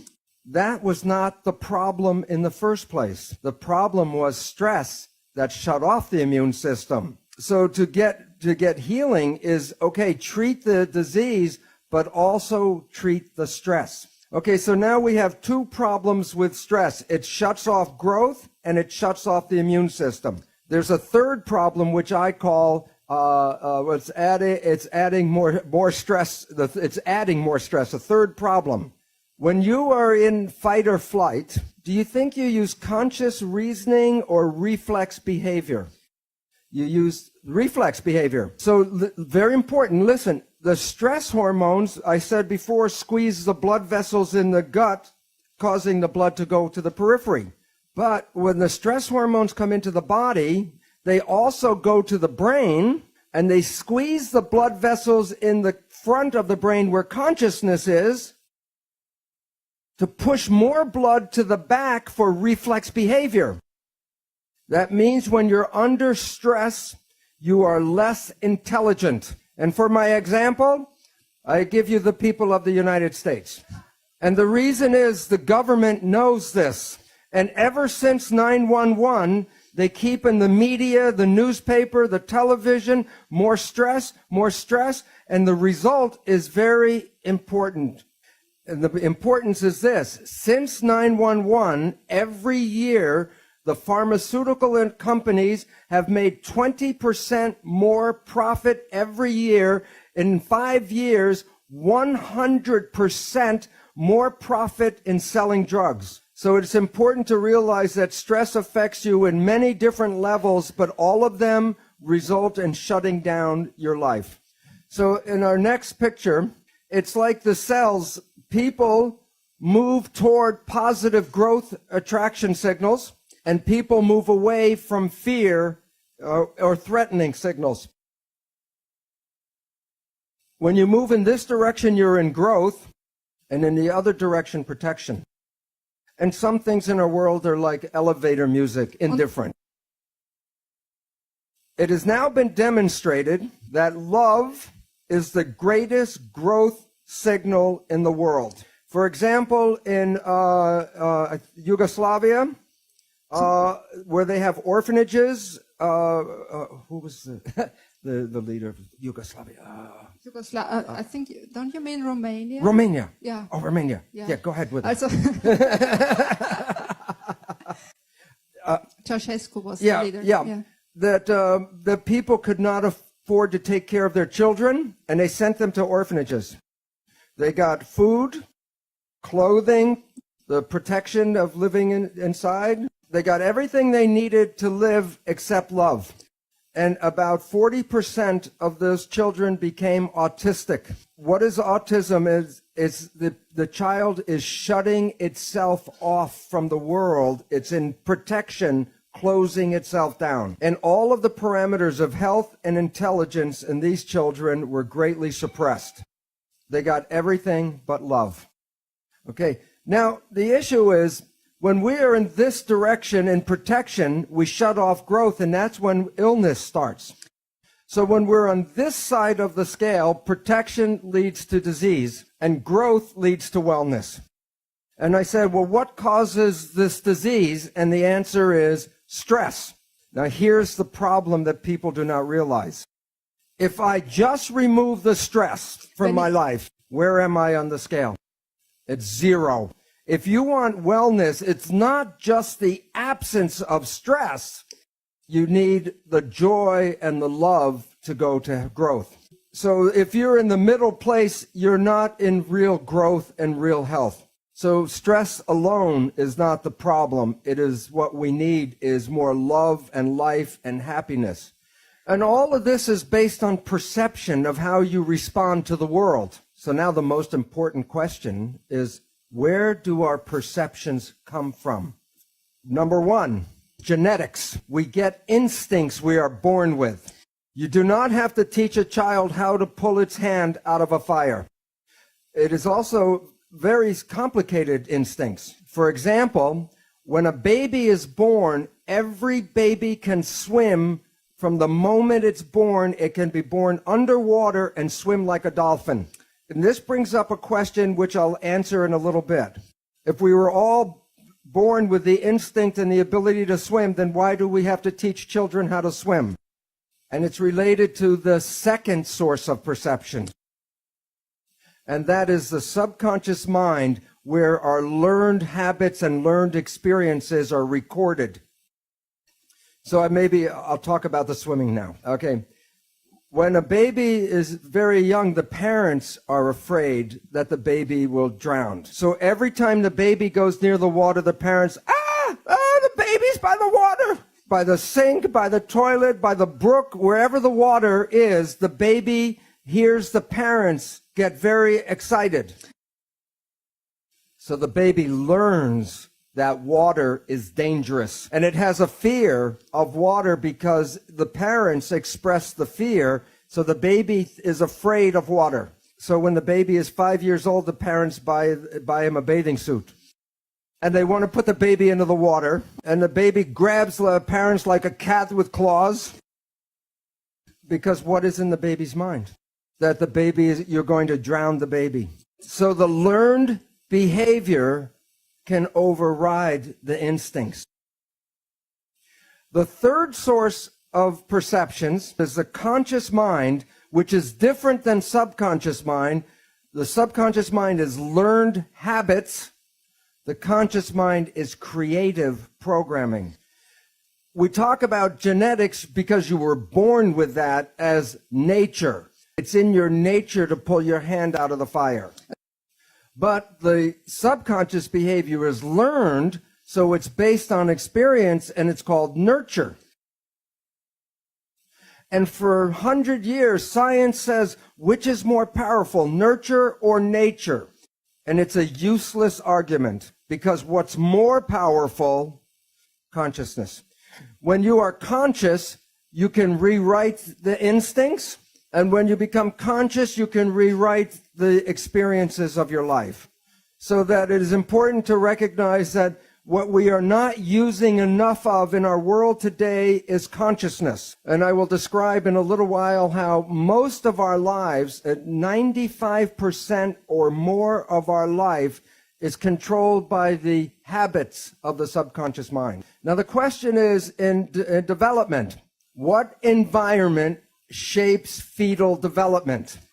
And the reason why the environment is important, as I showed you in tissue culture, the fate of the cell is controlled by the environment in which the cell lives.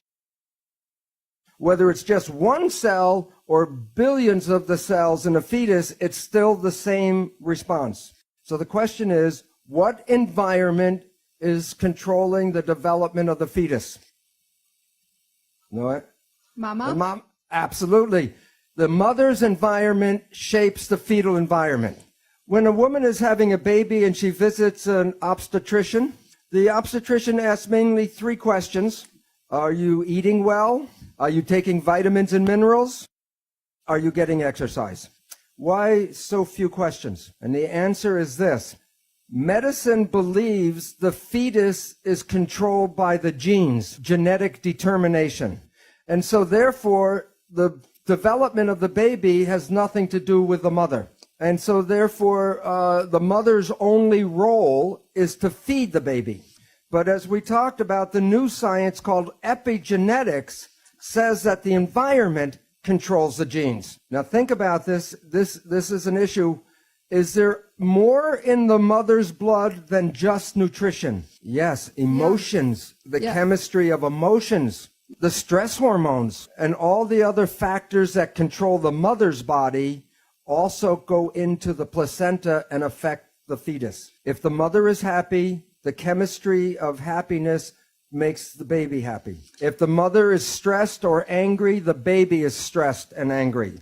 It's not the baby's brain that is controlling that. It is the response to the chemistry of the mother's blood. And now we know that the baby's brain is learning.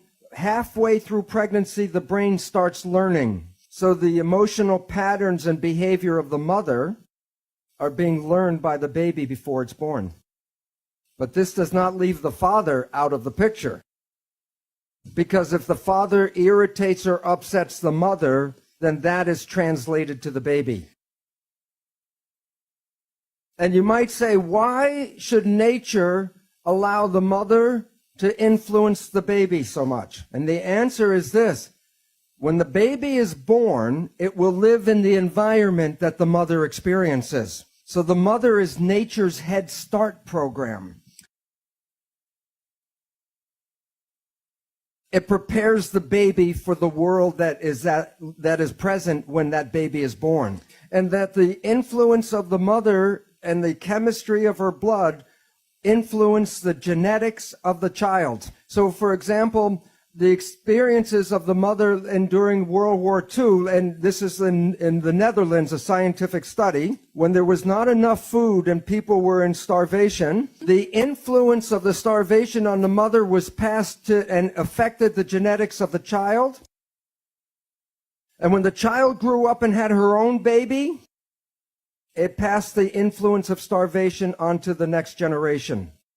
In science, it's called the grandmother effect, that the grandmother is influencing 2 generations.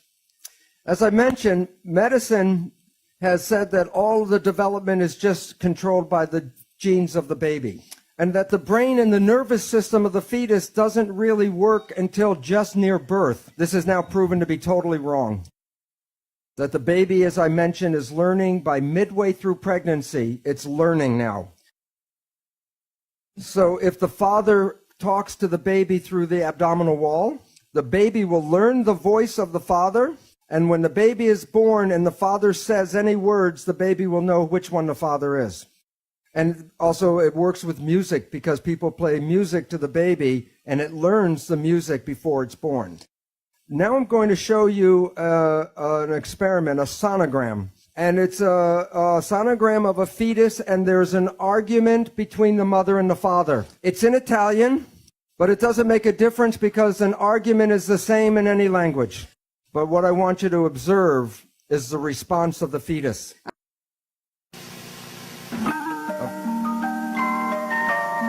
Basta!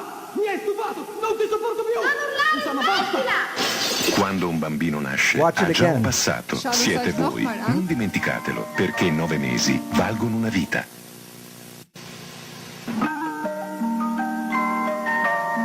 Basta! Mi hai stufato! Non ti sopporto più!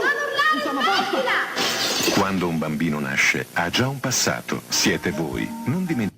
The baby experiences everything the mother experiences. And if there are patterns, that's when the baby learns. So we were affected before we were born. The personality we have was being laid down before we were born. And in a new book called Why Love Matters by Susan Gerhardt, she describes how the brain develops and how our personality is already derived by 2 years of age. And that's the personality we will express through the rest of our lives until we change that. And I have been talking about how parents influence the genetics of the child. And I say parents are genetic engineers because they shape the genetics of their child. And I've been talking about that for 20 years. And now finally science, and this is from Scientific American, and the conclusion, as they show, the findings suggest that a mother's parenting style can affect the activity of a child's genes. So there is a lot of responsibility in being a parent that we have not been aware of, because we've always said genes control biology, but it's the environment that controls biology. Question. In the news and worldwide, we see an increase of autism and learning disabilities in children. And I can see now how that is connected. And the question is, can this trend also be reversed or improved? Okay, 2 parts. I will make 2 answers. One, there is an epidemic increase in autism, yes. But it's not all due to negative environments. So it's not all the parents' fault. It's an influence of the field. An influence of things believed, for example, like vaccines. And there might be an influence from spiritual, bringing in from the spiritual world. The question is there anything that can be done about it? And yes, the answer is yes. One of the most important things is if you catch it early. And you may ask, well, how would you know early? And this also brings up an important topic which I'll expand on. When a baby is born, it has got an instinct to learn the parent's face within the first few days of birth. And you'll see when a mother or a father is holding the baby will stare at the face.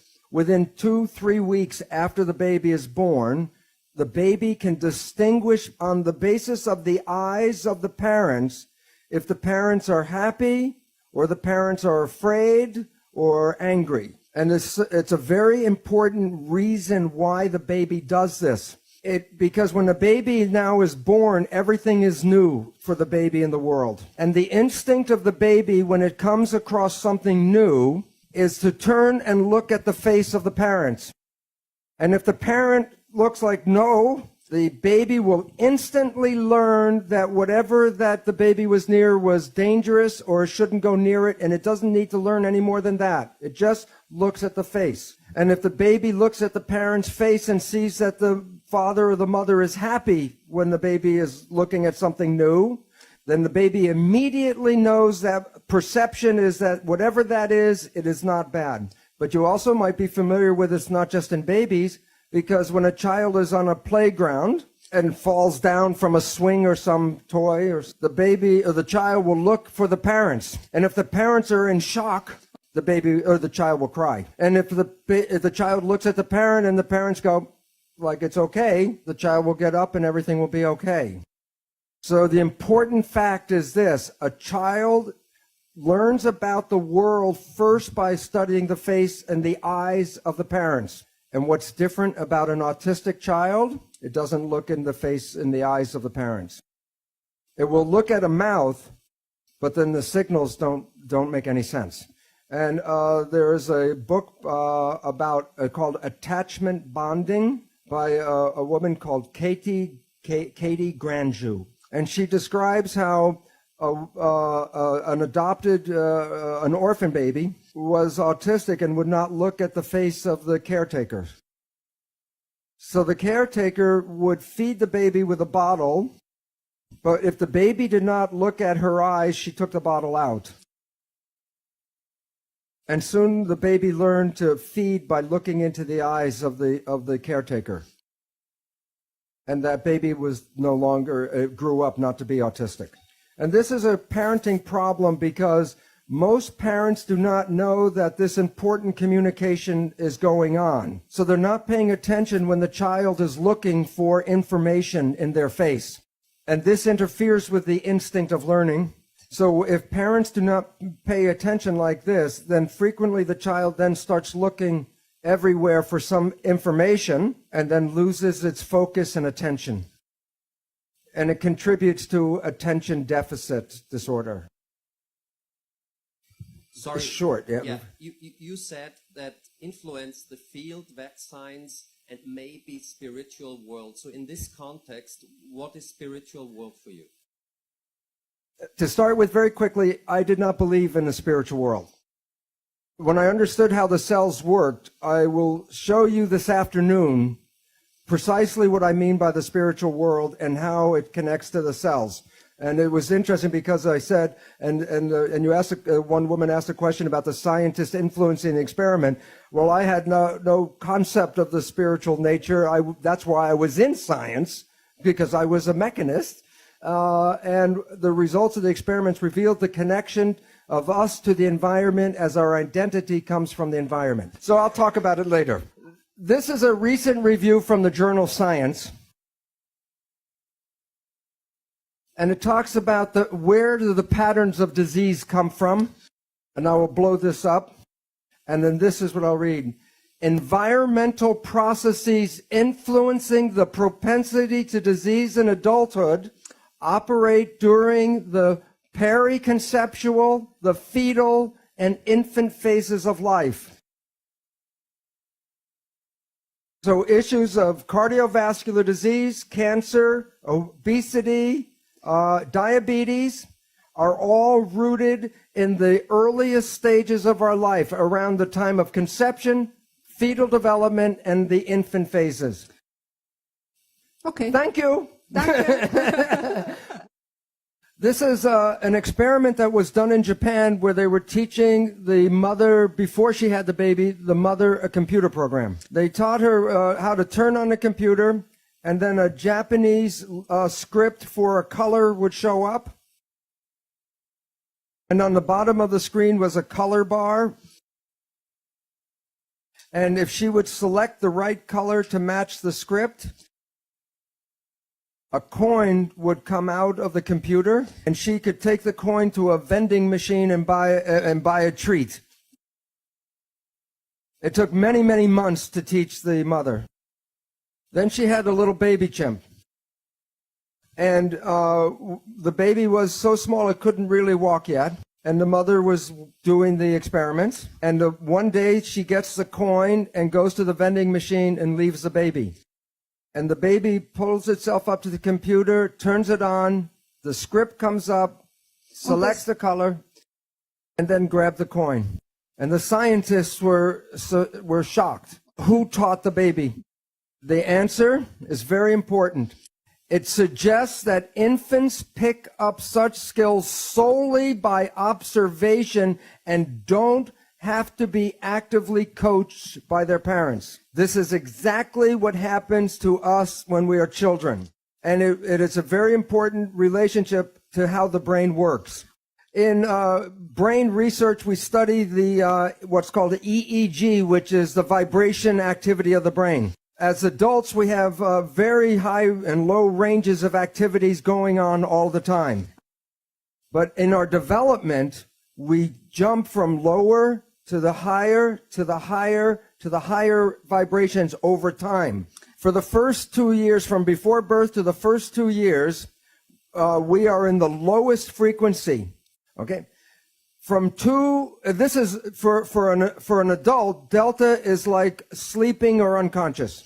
But for a child, the child is not unconscious, but because the child can't make a response, it is like behind a window watching the world but can't respond. From 2 until 6, there's higher activity called theta. When we're in theta, it's like imagination. That's why children between 2 and 6 mix the real world and the imaginary world in their play. When the child gets to 6, then another level starts called alpha, which is calm consciousness. When the child reaches 12, it can express all the ranges from delta, theta, alpha, and this is like schoolroom consciousness, beta. The most important point, consciousness, the way we think consciousness, is not available to the child until after 6. The first 6 years are the programmable state. The reason is this low activity is called the hypnagogic trance. So when if I want to hypnotize you, I have to take you from higher levels into lower levels, and then I can put information into the subconscious, which is in here. This is an important reason for this period. This is a period of enculturation. A child has to learn thousands and thousands of facts about how to fit into the family and to society. And so the nature doesn't give the child consciousness to create new things. It just gives it the brain activity to download facts. People are familiar with the Jesuits would say, give me a child until 6 years of age, and it will belong to the church for the rest of its life. Because whatever goes in the first 6 years is the first structure in the subconscious mind. The child is in a state of super learning. A child between 0 and 6 can learn 3 languages at the same time. But after this period, if you try to teach a child just one language, it's difficult. So this period in our life is where we learn the fundamentals of relationships, connections, family, and community. So like the chimpanzee, whatever the baby sees, experiences, or learns from the family, it goes right into the subconscious brain. And this is also the period where we learn self-identity. Who are we? What parents tell us we become. So if parents tell us we are smart and bright and lovely and wonderful, that goes into the program. But if we are told we are not nice people, or we're not smart, or we're not pretty, or we're not good, that goes into the program. So for example, in a store, when a child is throwing a tantrum because it wants a toy, and then the parents say, you do not deserve the toy, then that is the program, I do not deserve. But once it's in the subconscious, it's recorded like a tape player, and the rest of your life, the subconscious will play, I do not deserve, I do not deserve. So that the programs that we acquired in the first 6 years shape how we live our life. But this is all below consciousness. So you may not know the programs you received because you were not conscious really during this time period. But most all of us have received a program of not good enough, not the best we can be. Okay, now let's talk about the next part. The mind has two parts. The subconscious mind is the original brain, and it can process 40 million bits of data from the environment every second. The mind is very powerful and very fast, but it's totally habitual. It's not creative. It can only play back what it learns. In evolution, the front part of the brain, the prefrontal cortex, gives rise to consciousness. It's a small piece of the brain that is consciousness. Self or consciousness is an add-on option, and most people don't exercise the option. But note, it can process only about 40 bits of data per second. The subconscious mind is 1 million times more powerful. While the subconscious mind is fast, the conscious mind is slow at processing. That's why when you're in an emergency or stress, you operate from this one because it can operate fast and handle lots of data. But the difference between the two is this is habitual. It is the conscious mind that is creative and can generate free will. Just to give you an idea of the difference between 40 million bits and 40 bits, I'll show you the next picture. Imagine this picture has 40 million pixel dots, which is like one nerve, each nerve going into the subconscious. How much, if you open your eyes, how much of this picture does the conscious mind see? That much. I put that much, 40 pixels. Well, the conscious mind is only aware of this much. The subconscious mind is handling all of the other information. The conscious mind can control anything in your entire body. They used to say there were parts of our body that were involuntary control. But now we know that's not true. For example, yogis can regulate their heartbeat, their blood pressure, or body temperature with conscious mind. So while the conscious mind can only handle a few things, the subconscious mind can do many, many thousands of tasks at the same time. Now, recently, neuroscientists are talking about how your unconscious really shapes your life, your decisions. What they say, according to cognitive neuroscientists, we are conscious of only about 5% of our cognitive activity.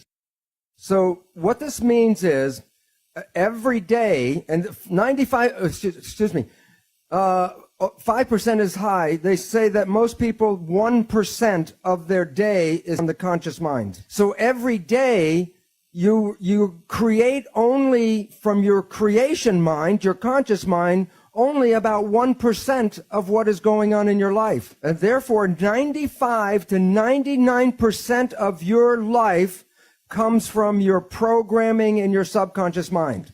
So what this means is maybe you were the child in the store and your parents said you do not deserve. 95% of the day you will sabotage your life to make sure you do not deserve.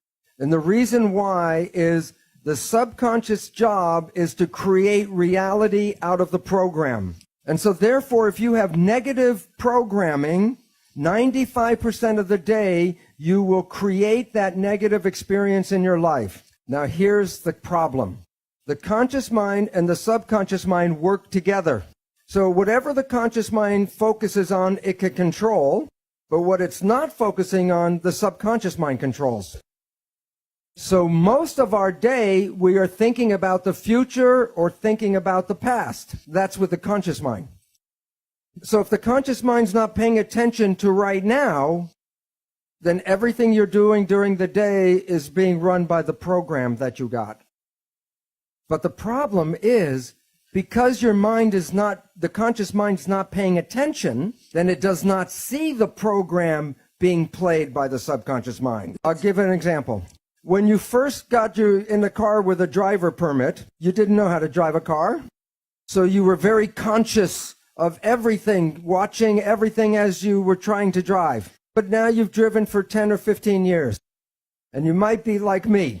I can have a passenger in the car, and my conscious mind will be in a conversation. And I'm driving 10 minutes, and then I look out the window, and I realize I didn't pay attention for the last 10 minutes. Did anybody else do this besides me? The lesson, if I said, describe your driving behavior during that 10-minute period, you would say, I don't know, I didn't see it. This applies to all of our activities every day. I'll give one more example. If you know somebody and you know their parent, and you see that this person's behavior is just like their parents, and then you say to your friend, Mary, you're just like your mother, then Mary will say, what, are you crazy? Why doesn't Mary see she is like her mother? Because when she's playing that behavior, she was not paying attention. So she doesn't see that she's playing the behavior that she was programmed by through her mother. So most of every day, you are not playing programs that you personally want. You're playing programs that you got from other people. But you didn't see those programs. So when your life doesn't work, you say the universe does not support me. And yet the truth was, it was your own invisible behavior that sabotaged you. So what's important is some people say, well, maybe I just do some positive thinking. Which mind does the positive thinking, conscious or subconscious? The conscious mind, which works at 5% a day with a 40-bit processor. And when you're doing your consciousness, are you paying attention to what's going on? Who's running the show? The experiential programs from the subconscious mind, and that is 95% of the day with 40 million bit processor. Does positive thinking work? Do the math. And the issue is that it's very difficult to take a small processor and overpower the large processor. And you have to use what is called willpower with the emphasis on power to override. Now here is the second catch, or the second problem. The subconscious mind is like a recorder tape player. It records an experience, and then when you push the button, it plays the experience back. I don't know if they say it here, but sometimes we say, somebody says, he pushed my buttons. Push the tape and the behavior plays. So then we take our conscious mind and we want to talk to the subconscious mind and change the program. Now think about it this way. You have a tape player and I give you a cassette with a program. And you put the tape in and you push play. And the program is going, you say, I don't like the program. Then you go up to the tape player and you say, change the program. Change the program. How much yelling at the tape player will cause the program to change? First we talk, then we yell, then we get mad, then we ask God to change the tape. The issue is The tape will not change by doing that. But there are ways to change the program if you know how to push the record button. I will talk about, just mention 3 different ways to control your life. Number 1 is Buddhist mindfulness. And what that means is, if you are conscious and pay attention, then you don't play the tape. And I bet everyone in this room has experienced a time in their life where you did this, and it was one of the most special periods of your entire life. It was the day that you met your special partner or the person you fell in love with. If you think back to the period where you really had your first big love affair, I bet you were happier and healthier than you ever were, even from the day before you met them. And I call this the honeymoon period. Why was your life and your honeymoon so beautiful? I'll give an example. The day before you meet this person, how long did it take you to get dressed? 5 minutes, you put your clothes on, you're out. How long did it take you to eat your dinner? A few minutes, and then you wipe your face with your sleeve. But now, today, you meet your special love. You're going to go on a date. How long does it take you to get dressed? Be an hour or more. And then you go to dinner, and I bet you remember every rule of etiquette.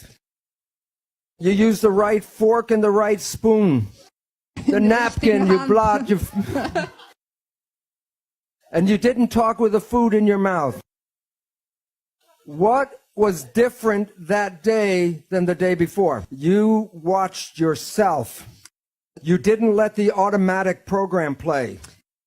You were consciously controlling everything because you wanted to show your special person who you really are, so you made an effort to watch yourself. So both people are being their best they ever have been.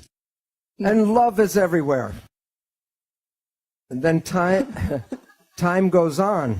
And then your life comes back in. And you start to get busy. And your mind starts to think about the job or the world or whatever it is. So while you're thinking with your conscious mind, then you're behaving with which mind? The subconscious mind. Whose programs are in the subconscious mind, yours or somebody else's? So your friend comes up and asks you a loving question, and your mind is thinking of something. And then you respond like your parent to them. And they look at you like, what kind of behavior is that? Did you see the response, yes or no? So you say, what are you talking about?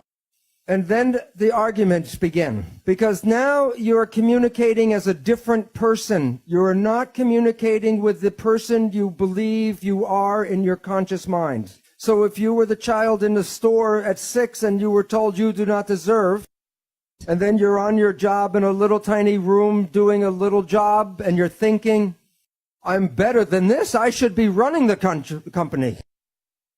And while they're thinking that, they're doing a job. Who's running the job? The subconscious. And what is the subconscious program? You do not deserve, so you make mistakes. How many of you were told you were average students? And then you take an exam, and when you get the test back, you look at a question and said, I knew the answer to that. Why did I mark it wrong? Because the subconscious job is to create the reality of the program. So your life does not reflect what you want, it reflects the program you were given. So one way out is consciousness. Just be conscious, and then you don't play the tape. A second way out, clinical hypnotherapy, because that puts you back in the same brain state that you were in the learning period. And then you can put a new program and rewrite the tape. Yet there is a better and faster way even. There's a group of new psychology modalities called energy psychology. There are many different versions. For example, holographic repatterning, body talk, EMDR, EFT. The one I am most familiar with is Psych-K, P-S-Y-C-H-K. These programs are like pushing the record button on the tape player. These programs can change a belief you had your entire life in maybe 15, 20 minutes. Many of them, like Psyche, create a state of super learning like you were when you were an infant.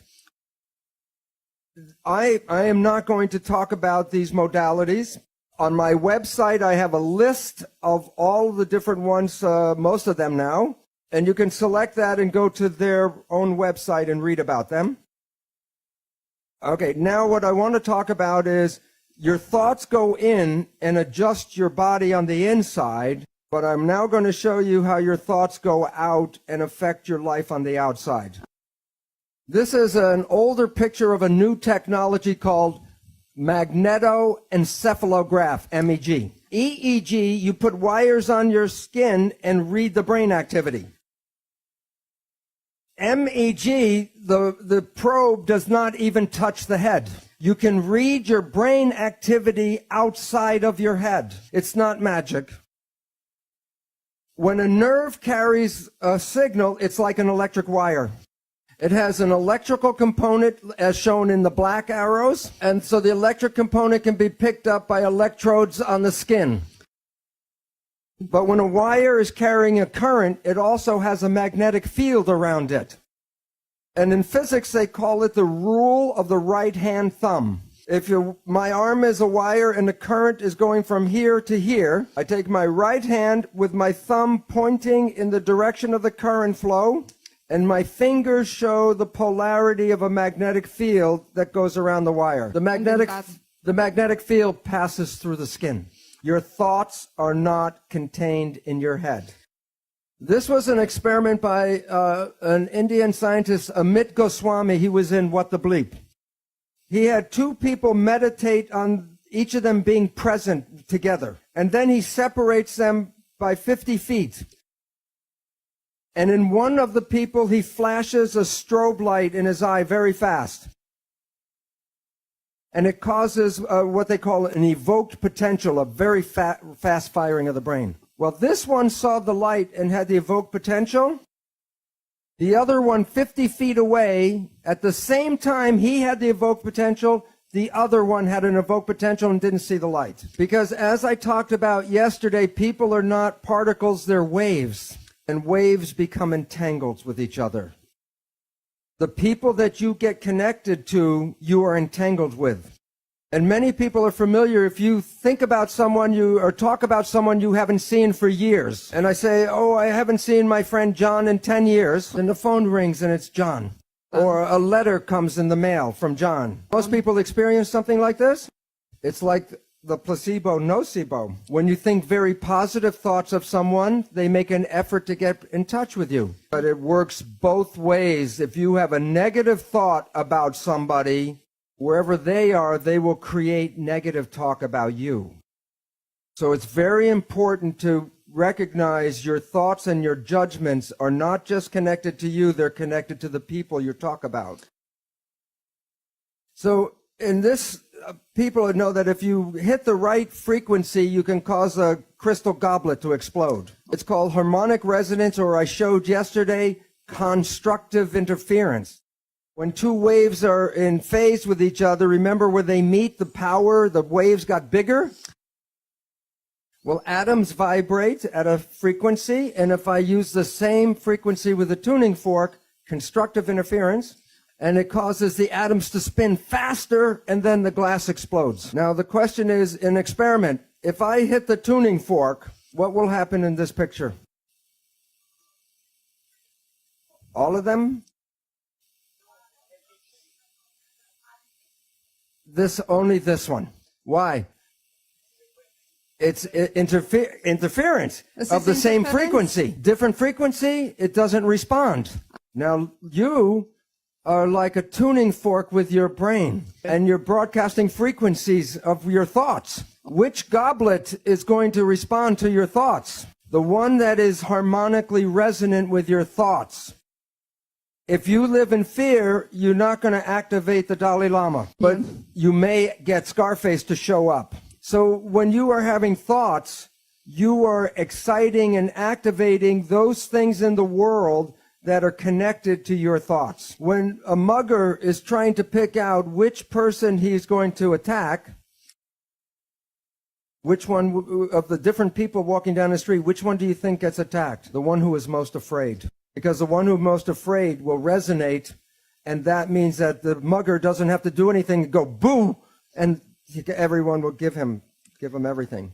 But while it works for individuals, it is very powerful when a whole group of people have the same thoughts. You can't make a war unless enough people are ready to make a war. I'm going to show a picture of mass action here, and it relates to in New York City 1 year after 9/11. So this is September 11th, 2002, the 1 year anniversary of 9/11. What was everybody in New York thinking about that day?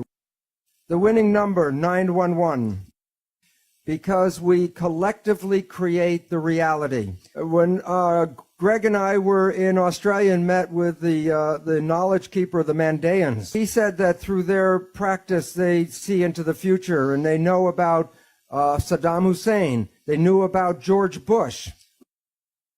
And then he said, and the coming war. And Greg said, does that war have to happen? And he had a very wise smile, and he said, no. If the consciousness changes, there won't be a war. And the point is that we are collectively creating the reality, and if we change our beliefs about reality, we change the world with that change. So I'm now going to take the jump because I mentioned I was going to talk about how I became spiritual. And I'm going to talk about cells. I'm going to talk about two identical cells. I chose liver, but it could be muscle, bone, brain, skin. But I wanted two identical types of cells. But this cell belongs to Bruce. And that's your cell, Margaret's cell. No two people are the same. And I say that for a simple reason. If I take my cells and put them into your body, your immune system will say not self and destroy the cells. And if I take your cells and put it into my body, my immune cells will say not self and destroy the foreign cells. So cells have identity. And I say, where is the identity that makes one person different than another person? That's why I chose two identical cells, because here's what I'm going to do. I'm going to remove the color from everything that's the same between the two cells. So where the color is left over is where two cells are different from each other. Magic. Where's the difference between two people? On the surface of the cells are receptors, like I showed on the switches yesterday. And receptors are antennas. And that the antennas on my cell receive a different signal than the antennas on Margaret's cells. But where are the antennas located? On the outside of the cell. So where do you think the signal comes that activates the antennas? From the field. Let me give you the name. The medicine studies a small group of these receptors so they can match tissue when they want to do transplants. And medicine calls them self-receptors. What do receivers, what does this receptor receive? Self, a signal. And the signal is from the outside. Now, if I take off my self-receptors, I have no identity on the cell. I can take this cell and implant it to anybody, and it will not be rejected. It's a liver cell, not anybody's special liver cell. But if I take Margaret's receptors from her cell and put it on my cell, whose cell is this? Margaret's, yes, because if I put this back into my body, I reject it. But if I put my cell with her receptors in her body, it's accepted. I transfer ownership by transferring the antennas. Now, I want you to pretend that the membrane, the membrane of the cell is opaque. No light can get in. If I put the cells in white light, what color will be in here? Nothing. So I put it in white, it's dark. But now I want you to pretend that the self-receptors are like sunglasses. So what color is going to come into my cell? What color? Green. And what color comes into Margaret's cell? Orange. Right. Okay, Genau. now the most important question. Where did the color come from? From the outside. And now what is the outside? All that is. And why is it important? Because if my only lets in green and Margaret lets in red, my green came from where? The white light. Where'd the red come from? White light. The spirit is a piece of the whole that comes into you, separate from the other person who gets a different piece. Okay, now here's an interesting question. If I kill the cell, did the green frequency disappear from the white light? No. What's the point? The identity came from outside. If the body dies, the identity is still outside. But if a future embryo comes with the same self-receptors, what broadcast does it read? The same broadcast that provided for this one. You don't die because you're not inside yourself. You're part of the whole thing. And therefore, you're a part of this. You can never be separated from this because you are a segment of that. And when I understood this, I realized I was immortal in my identity because the identity and the cells are not the same. And by this guy, I got very excited because I didn't believe in this stuff, but the science was very clear that the signal came from the outside that made differences between people. And so at that time, maybe I had too much time on my hands. I asked my cells, if I'm already out here, why do I need this? And my cells gave me the answer. My cells said, if you're just a spirit, what does chocolate taste like? If you're just a spirit, what does a sunset look like? If you're just a spirit, what does being in love feel like? And the reason is the cells convert the experiences of the world into sensation, which turns into electrical activity of the brain, which connects to our source. So the most important thing I learned at that moment was this place is for us to sense and taste and smell and touch and experience and love and live this planet while we can. And what happens when we live in fear?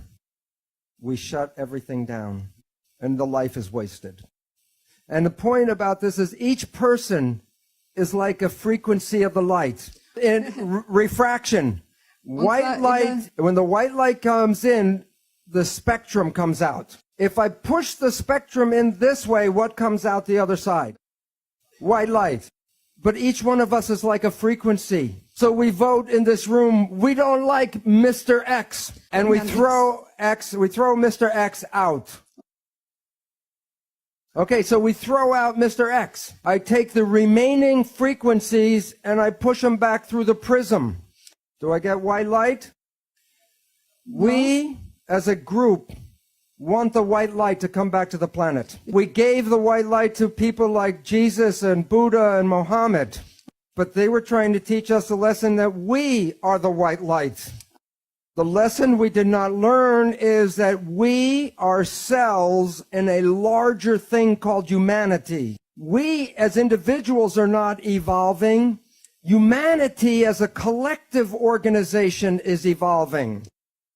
So we have to recognize each human is a piece of all that is, and all of us together make white light. And so we are in a state in the world where we keep killing off the cells, and it's not a coincidence that as we destroy the body of humanity, that humans are suffering from what are called autoimmune disease, self-destruction.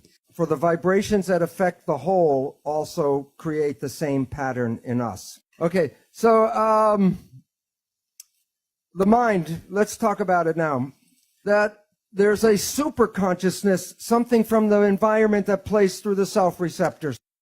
There's a subconsciousness, which is our experiences and our instincts. Most people live their day-to-day life just using this. But if you take the superconsciousness and mix it with the subconsciousness together, that's what self-consciousness is all about. That's when you use your conscious mind and your experiences and create the life that you want, which may be different than the programming in the subconscious. And the difference between these is the superconsciousness is intuitive. When you're having thoughts, they're really out in the field. There's where you pick up your information from. The subconscious is the autopilot. It will drive the car if you're not paying attention. And as we found out, 95% or more of the day we operate with this. But when you take that one and this one together, then you're driving your own vehicle.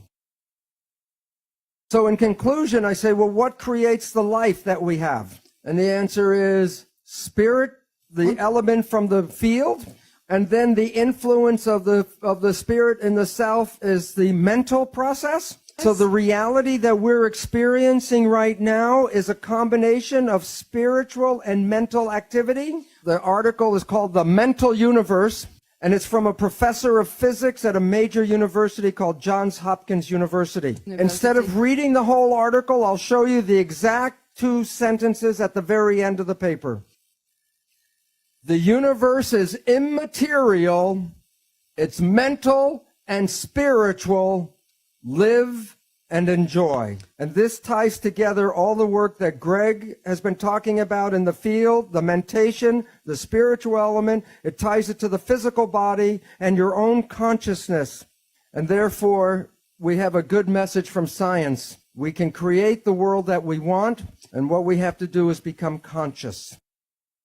And then heaven will be on this planet right here. Thank you very much. Thank you. Thank you very much. Thank you. Thank you very much. 5G and Internet of Things. IoT has become an integral part of our daily lives, with an increasing number of devices connected to the Internet every day. With the advent of 5G technology, the potential for IoT has expanded even further. So, what is 5G and IoT? It is a new communication system that aims to improve wireless connections worldwide. It includes a primarily new radio, 5G NR, framework and a new core network that provides multiple access for connectivity technologies like satellites, Wi-Fi, fixed lines, and cellular, as standardized by 3GPP. Next, let's talk about use cases of 5G and IoT. First responder tracker solution and features. 5G allows first responders to communicate in real time and improve response times. Augmented reality/virtual reality for DoD applications. 5G enhances the capabilities of augmented and virtual reality applications for defense purposes. 5G smart meters. 5G can enable smart energy management systems by allowing for real-time monitoring of electricity usage. Autonomous guided vehicles and automated mobile robots. 5G can enhance the performance of AGVs and AMRs by providing real-time data exchange.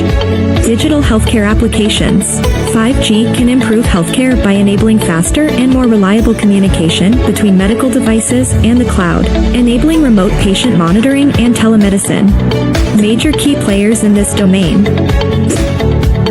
Qualcomm Inc., Nokia Technologies, Samsung Electronics, MediaTek, Gen Electric, and Intel Corp. Hello, fellow social explorers. Today, we're delving into the fascinating world of human interaction and the intriguing concept of purpose-driven intentions. Have you ever noticed how our interactions with others are often rooted in a shared sense of purpose or goal? Whether it's collaborating on a project, supporting each other through difficult times, or simply sharing our day-to-day experiences, we all bring our unique perspectives and intentions to these interactions. This is what I call social fidelity. It's the bond that holds us together, the glue that keeps us connected. It's an invisible force that connects us deeply on both conscious and unconscious levels. But let's not forget, there are 2 sides to every story. While our individual purpose and intentions can bring us closer together, they can also create divisions when they clash. We must remember to be understanding and respectful of others' perspectives too. So the next time you engage in a conversation or collaborate with someone else, ask yourself, what is my purpose?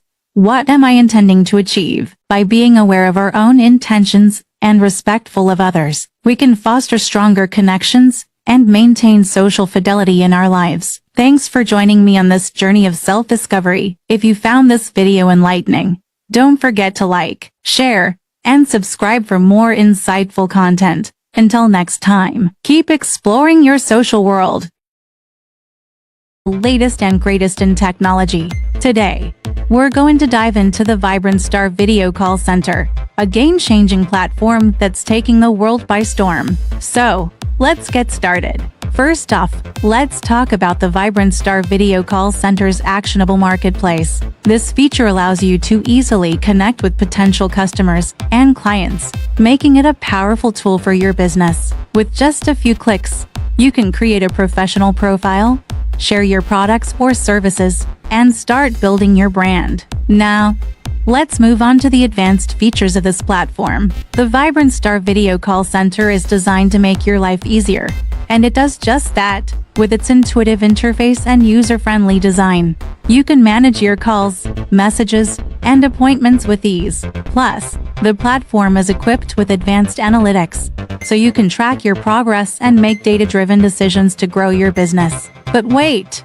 There's more. The Vibrant Star Video Call Center also offers a range of top features that set it apart from the competition. For instance, you can customize your call center with your own branding, making it a true reflection of your business. And let's not forget about the 24/7 customer support, ensuring that you're always taken care of. Now, let's talk about the benefits of using the Vibrant Star Video Call Center. First and foremost, it's a cost-effective solution that can help you save time and money. With its advanced features and user-friendly interface, you can streamline your operations and focus on what matters most, growing your business. So, there you have it, folks. The Vibrant Star Video Call Center is a game-changer in the world of business communication.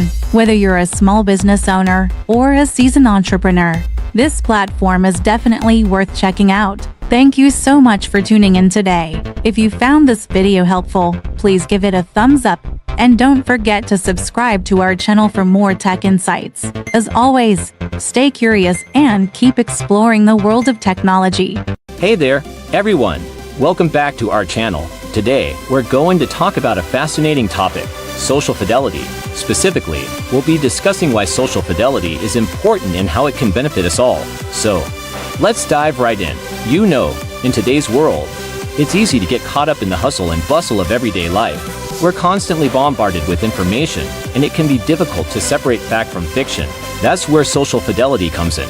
Social fidelity is all about being true to ourselves and others. It's about being honest, transparent, and accountable for our actions. In a world where misinformation and fake news are rampant, social fidelity is more important than ever. You see, when we're honest and transparent, we build trust with others, and when we're accountable for our actions, we show that we're responsible and reliable.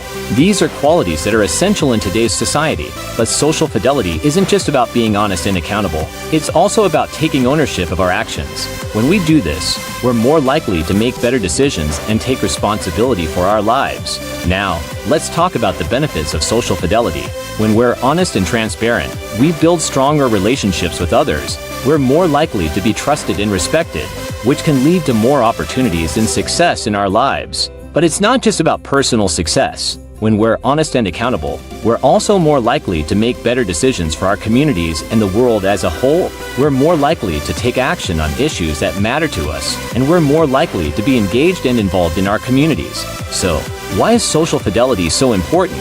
It's because it's the foundation of a healthy and thriving society. When we're honest and accountable, we're more likely to build strong relationships, make better decisions, and take action on issues that matter to us. In conclusion, social fidelity is a concept that we should all strive for. It's about being true to ourselves and others, taking ownership of our actions, and building strong relationships in communities. So, let's all work together to promote social fidelity and make the world a better place. Thank you so much for tuning in today. If you enjoyed this video and found it helpful, please give it a thumbs up.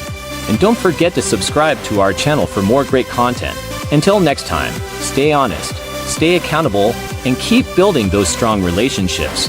Hey there, everyone! Welcome back to our channel.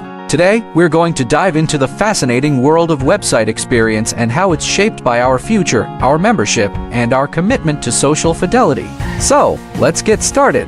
First off, let's talk about the website experience. We've worked hard to create an advanced and professional platform that's easy to use and packed with useful tips. We've designed it with you in mind, and we're constantly improving it to make sure it's the best it can be. But here's the thing, our website experience is driven by our members. We're not a consumer-driven experience like many others out there. Instead, we're a membership-driven platform because we believe in our future and the potential it holds. We're committed to making sure that our members succeed in business and find happiness in their personal lives. Now, let's talk about social fidelity. We're all about being an example of self-awareness and self-sustainability. We believe in bottom-up accountability, which means we're always striving to do better and be better. We're constantly learning and growing, and we're proud to be a part of this community. So, what does all this mean for you? It means that when you join our platform, you're not just a number. You're a valued member of our community, and we're here to support you every step of the way. We're committed to helping you succeed, and we're always working to make our platform the best it can be. Thank you so much for joining us today. We hope you enjoyed this insight into our website experience and our commitment to our members. If you haven't already, please consider joining our platform and becoming a part of our community. We can't wait to see you succeed. As always, please like, share, and subscribe for more content like this. And don't forget to follow us on social media for the latest updates and news. Until next time, stay awesome and keep striving for success. Hello everyone, welcome back to our channel. Today, we're going to talk about the vibrant Starship on boarding terminal gate 100, a state-of-the-art facility that provides a seamless and luxurious experience for all its passengers. Now, let's dive right in and explore this amazing onboarding terminal. Gate 100 is the main entrance to the vibrant Starliner, a prestigious and innovative spacecraft that caters to the needs of its high-class passengers. Upon entering Gate 100, you'll be greeted by a sleek and modern design with plenty of natural light and a spacious layout. The terminal is equipped with the latest technology, ensuring a smooth and efficient check-in process. One of the standout features of Gate 100 is its vibrant Starliner on-boarding business first-class clients area. This exclusive section is designed for the most discerning travelers, offering a range of premium amenities and services. From the moment you step into the business first-class area, you'll be treated to a world of luxury and comfort. The lounge features plush seating, a variety of refreshments, and a dedicated concierge service to cater to your every need. But that's not all. Gate 100 also houses the vibrant Starliner onboarding business first-class clients tower blog public knowledge base. This comprehensive resource center is at your service, providing all the information you need to make the most of your journey. The vibrant Starliner onboarding business first-class clients tower blog public knowledge base is a membership-driven knowledge base, meaning that you'll have access to exclusive content and updates on the latest travel trends and tips. So, what makes Gate 100 truly unique is its commitment to providing a seamless and personalized experience for all its passengers. The terminal is designed to cater to the needs of every traveler, from the casual explorer to the most discerning business traveler. In conclusion, Gate 100 is a testament to the vibrant Starliner's commitment to excellence and innovation. With its sleek design, state-of-the-art technology, and dedication to providing a top-notch experience, Gate 100 is the perfect gateway to your next adventure. Thank you for joining us today. If you enjoyed this video, please give it a thumbs up and don't forget to subscribe to our channel for more exciting travel content. Safe travels, everyone! Hey there, tech enthusiasts! Today, we're diving into the world of social fidelity and beyond 5G business class services. This innovative platform is designed to help businesses thrive in the digital age, offering unlimited data services, dedicated device management, and so much more. So, let's dive right in. First off, Social Fidelity and Beyond 5G Business Class services offer unlimited data services. This means that you can enjoy uninterrupted connectivity, allowing you to work seamlessly from anywhere, at any time. Whether you're in the office or on the go, you'll always have access to the internet, ensuring that your business operations run smoothly. But that's not all. Social Fidelity and Beyond 5G Business Class services also provide dedicated device management. This means that you'll have a dedicated team of experts who will manage your devices, ensuring that they're always up to date and running smoothly. This not only saves you time but also ensures that your devices are optimized for maximum productivity. Additionally, Social Fidelity and Beyond 5G Business Class services offer hosting connectivity. This means that your data will be stored securely in the cloud, allowing you to access it from anywhere. This is particularly useful for businesses that need to collaborate with remote teams or access data on the go. But perhaps the most impressive feature of Social Fidelity and Beyond 5G Business Class services is its ease of use. With a user-friendly interface and 24/7/365 live operations, you'll have access to comprehensive support tailored to your business management needs. This means that you can focus on running your business, while the platform takes care of the technical aspects. So, if you're a business owner looking to take your operations to the next level, Social Fidelity and Beyond 5G Business Class services might just be the solution you've been searching for.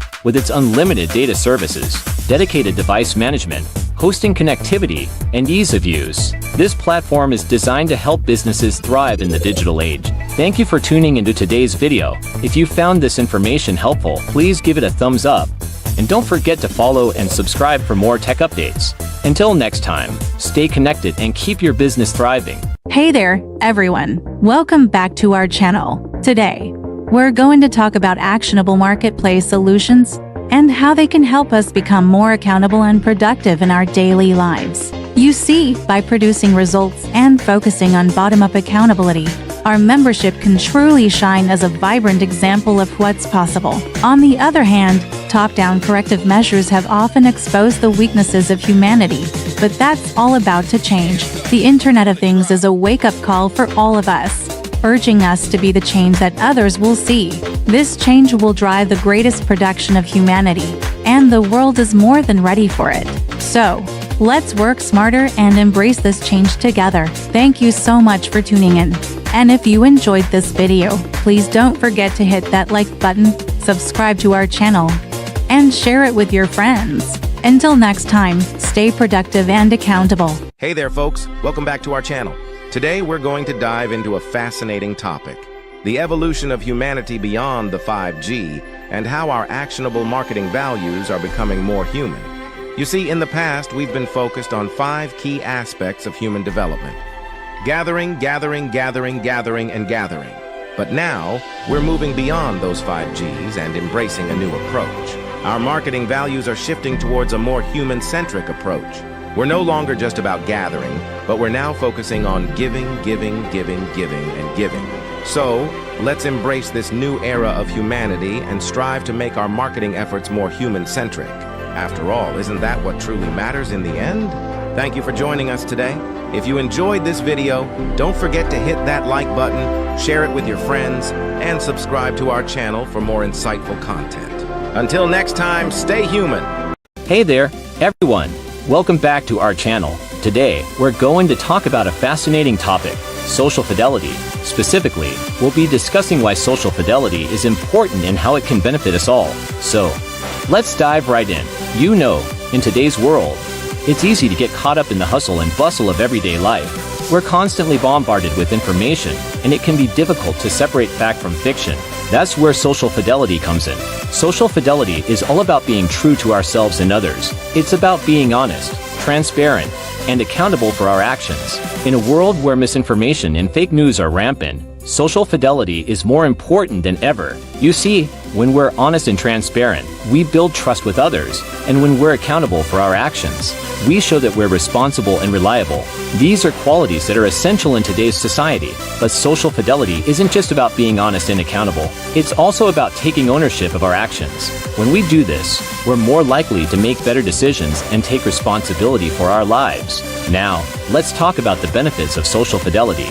When we're honest and transparent, we build stronger relationships with others. We're more likely to be trusted and respected, which can lead to more opportunities and success in our lives. But it's not just about personal success. When we're honest and accountable, we're also more likely to make better decisions for our communities and the world as a whole. We're more likely to take action on issues that matter to us, and we're more likely to be engaged and involved in our communities. So, why is social fidelity so important? It's because it's the foundation of a healthy and thriving society. When we're honest and accountable, we're more likely to build strong relationships, make better decisions, and take action on issues that matter to us. In conclusion, social fidelity is a concept that we should all strive for. It's about being true to ourselves and others, taking ownership of our actions, and building strong relationships in communities. So, let's all work together to promote social fidelity and make the world a better place. Thank you so much for tuning in today. If you enjoyed this video and found it helpful, please give it a thumbs up. And don't forget to subscribe to our channel for more great content. Until next time, stay honest, stay accountable, and keep building those strong relationships. Hey there, everyone! Welcome back to our channel. Today, we're going to dive into the fascinating world of website experience and how it's shaped by our future, our membership, and our commitment to social fidelity. So, let's get started. First off, let's talk about the website experience. We've worked hard to create an advanced and professional platform that's easy to use and packed with useful tips. We've designed it with you in mind, and we're constantly improving it to make sure it's the best it can be. But here's the thing, our website experience is driven by our members. We're not a consumer-driven experience like many others out there. Instead, we're a membership-driven platform because we believe in our future and the potential it holds. We're committed to making sure that our members succeed in business and find happiness in their personal lives. Now, let's talk about social fidelity. We're all about being an example of self-awareness and self-sustainability. We believe in bottom-up accountability, which means we're always striving to do better and be better. We're constantly learning and growing, and we're proud to be a part of this community. So, what does all this mean for you? It means that when you join our platform, you're not just a number. You're a valued member of our community, and we're here to support you every step of the way. We're committed to helping you succeed, and we're always working to make our platform the best it can be. Thank you so much for joining us today. We hope you enjoyed this insight into our website experience and our commitment to our members. If you haven't already, please consider joining our platform and becoming a part of our community. We can't wait to see you succeed. As always, please like, share, and subscribe for more content like this. And don't forget to follow us on social media for the latest updates and news. Until next time, stay awesome and keep striving for success. Hello everyone, welcome back to our channel. Today, we're going to talk about the vibrant Starship on Boarding Terminal Gate 100, a state-of-the-art facility that provides a seamless and luxurious experience for all its passengers. Now, let's dive right in and explore this amazing onboarding terminal. Gate 100 is the main entrance to the vibrant Starliner, a prestigious and innovative spacecraft that caters to the needs of its high-class passengers. Upon entering Gate 100, you'll be greeted by a sleek and modern design with plenty of natural light and a spacious layout. The terminal is equipped with the latest technology, ensuring a smooth and efficient check-in process. One of the standout features of Gate 100 is its vibrant Starliner on-boarding business first-class clients area. This exclusive section is designed for the most discerning travelers, offering a range of premium amenities and services. From the moment you step into the business first-class area, you'll be treated to a world of luxury and comfort. The lounge features plush seating, a variety of refreshments, and a dedicated concierge service to cater to your every need. But that's not all. Gate 100 also houses the vibrant Starliner onboarding business first-class clients tower blog public knowledge base. This comprehensive resource center is at your service, providing all the information you need to make the most of your journey. The vibrant Starliner onboarding business first-class clients tower blog public knowledge base is a membership-driven knowledge base, meaning that you'll have access to exclusive content and updates on the latest travel trends and tips. So, what makes Gate 100 truly unique is its commitment to providing a seamless and personalized experience for all its passengers. The terminal is designed to cater to the needs of every traveler, from the casual explorer to the most discerning business traveler. In conclusion, Gate 100 is a testament to the vibrant Starliner's commitment to excellence and innovation. With its sleek design, state-of-the-art technology, and dedication to providing a top-notch experience, Gate 100 is the perfect gateway to your next adventure. Thank you for joining us today. If you enjoyed this video, please give it a thumbs up and don't forget to subscribe to our channel for more exciting travel content. Safe travels, everyone! Hey there, tech enthusiasts! Today, we're diving into the world of social fidelity and beyond 5G business class services. This innovative platform is designed to help businesses thrive in the digital age, offering unlimited data services, dedicated device management, and so much more. So, let's dive right in. First off, Social Fidelity and Beyond 5G Business Class Services offer unlimited data services. This means that you can enjoy uninterrupted connectivity, allowing you to work seamlessly from anywhere, at any time.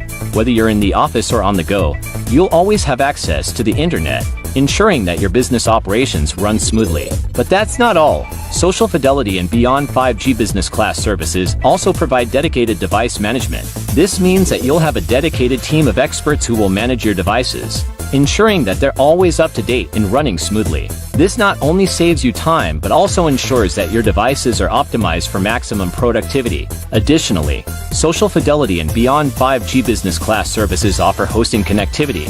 This means that your data will be stored securely in the cloud, allowing you to access it from anywhere. This is particularly useful for businesses that need to collaborate with remote teams or access data on the go. But perhaps the most impressive feature of Social Fidelity and Beyond 5G Business Class Services is its ease of use. With a user-friendly interface and 24/7/365 live operations, you'll have access to comprehensive support tailored to your business management needs. This means that you can focus on running your business, while the platform takes care of the technical aspects. So, if you're a business owner looking to take your operations to the next level, Social Fidelity and Beyond 5G Business Class Services might just be the solution you've been searching for. With its unlimited data services, dedicated device management, hosting connectivity, and ease of use, this platform is designed to help businesses thrive in the digital age. Thank you for tuning into today's video. If you found this information helpful, please give it a thumbs up. And don't forget to follow and subscribe for more tech updates. Until next time, stay connected and keep your business thriving. Hey there, folks.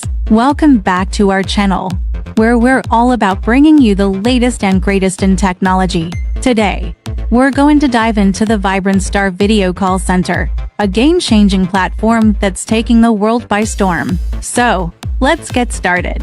First off, let's talk about the Vibrant Star Video Call Center's actionable marketplace. This feature allows you to easily connect with potential customers and clients, making it a powerful tool for your business. With just a few clicks, you can create a professional profile, share your products or services, and start building your brand. Now, let's move on to the advanced features of this platform. The Vibrant Star Video Call Center is designed to make your life easier, and it does just that. With its intuitive interface and user-friendly design, you can manage your calls, messages, and appointments with ease. Plus, the platform is equipped with advanced analytics, so you can track your progress and make data-driven decisions to grow your business. But wait!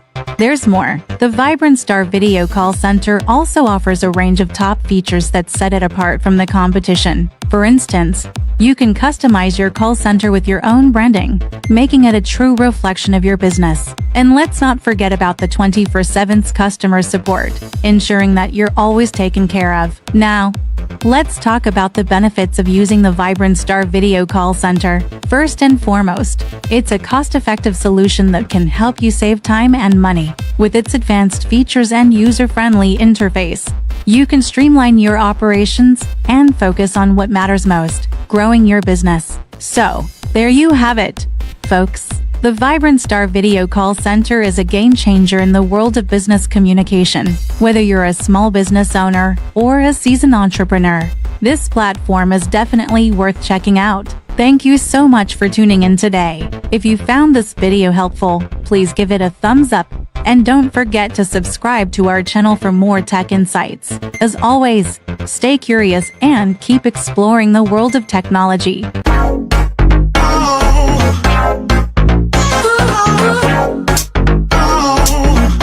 Hey there, folks. Welcome back to our channel. Today, we're going to dive into a fascinating topic: the evolution of humanity beyond the 5G and how our actionable marketing values are becoming more human. You see, in the past, we've been focused on 5 key aspects of human development: gathering, gathering, gathering, gathering, and gathering. But now, we're moving beyond those 5Gs and embracing a new approach. Our marketing values are shifting towards a more human-centric approach.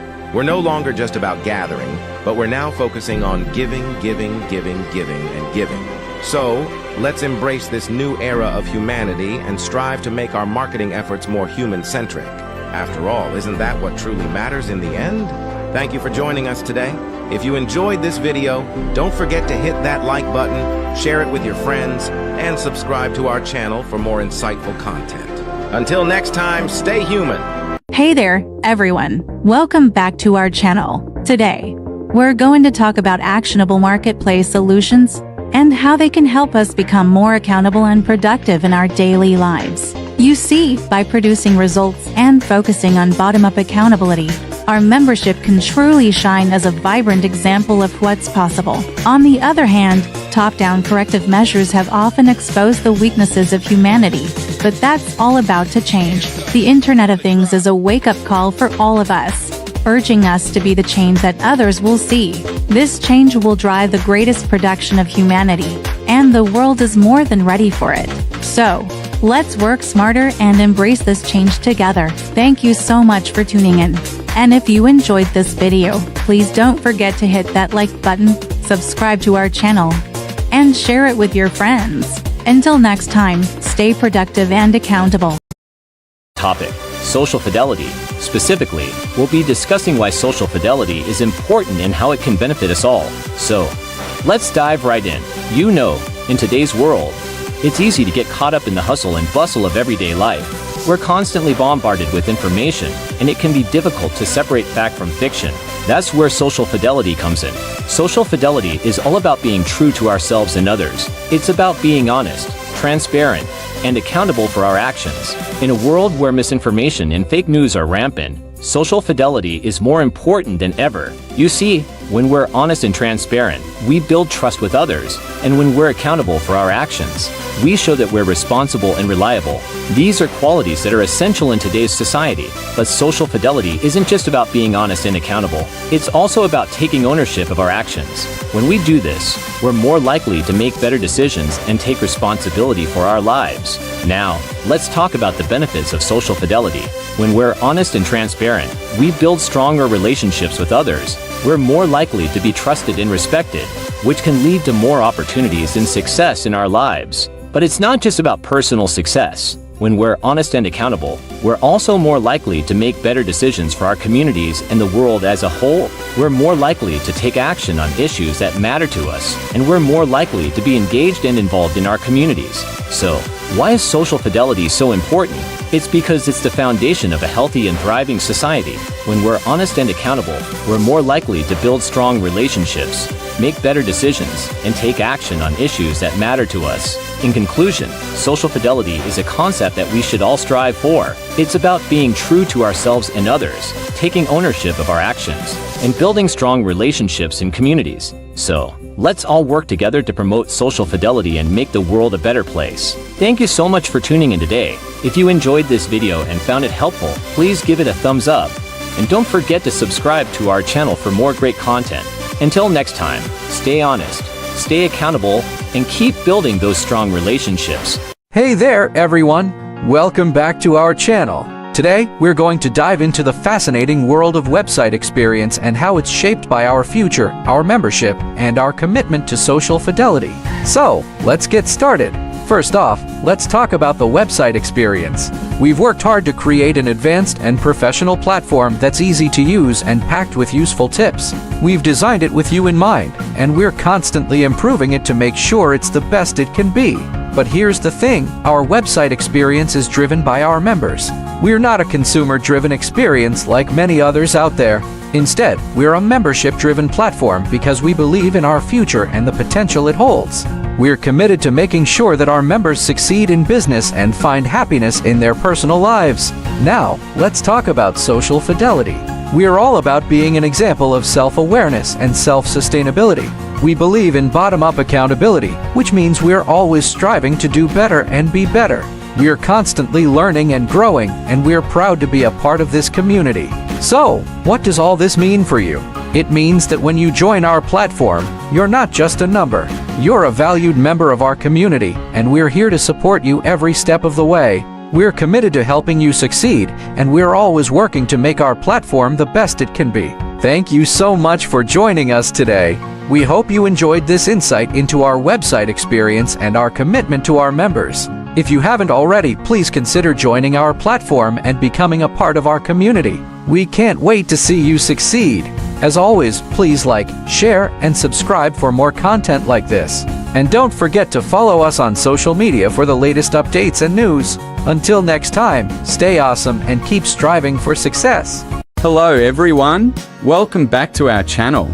Today, we're going to talk about the vibrant Starship on Boarding Terminal Gate 100, a state-of-the-art facility that provides a seamless and luxurious experience for all its passengers. Now, let's dive right in and explore this amazing onboarding terminal. Gate 100 is the main entrance to the vibrant Starliner, a prestigious and innovative spacecraft that caters to the needs of its high-class passengers. Upon entering Gate 100, you'll be greeted by a sleek and modern design with plenty of natural light and a spacious layout. The terminal is equipped with the latest technology, ensuring a smooth and efficient check-in process.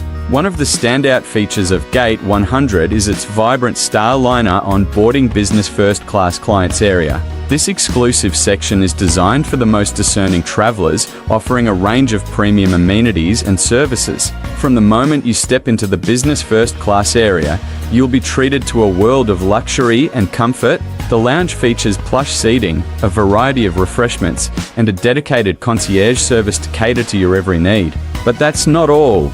Gate 100 also houses the vibrant Starliner onboarding business first-class clients tower blog public knowledge base. This comprehensive resource center is at your service, providing all the information you need to make the most of your journey. The vibrant Starliner onboarding business first-class clients tower blog public knowledge base is a membership-driven knowledge base, meaning that you'll have access to exclusive content and updates on the latest travel trends and tips. So, what makes Gate 100 truly unique is its commitment to providing a seamless and personalized experience for all its passengers. The terminal is designed to cater to the needs of every traveler, from the casual explorer to the most discerning business traveler.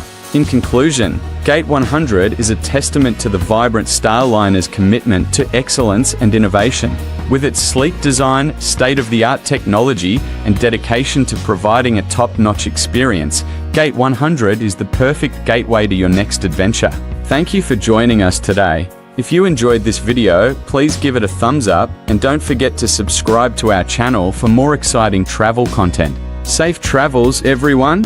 Hey there, tech enthusiasts! Today, we're diving into the world of social fidelity and beyond 5G business class services. This innovative platform is designed to help businesses thrive in the digital age, offering unlimited data services, dedicated device management, and so much more. So, let's dive right in. First off, Social Fidelity and Beyond 5G Business Class services offer unlimited data services. This means that you can enjoy uninterrupted connectivity, allowing you to work seamlessly from anywhere, at any time.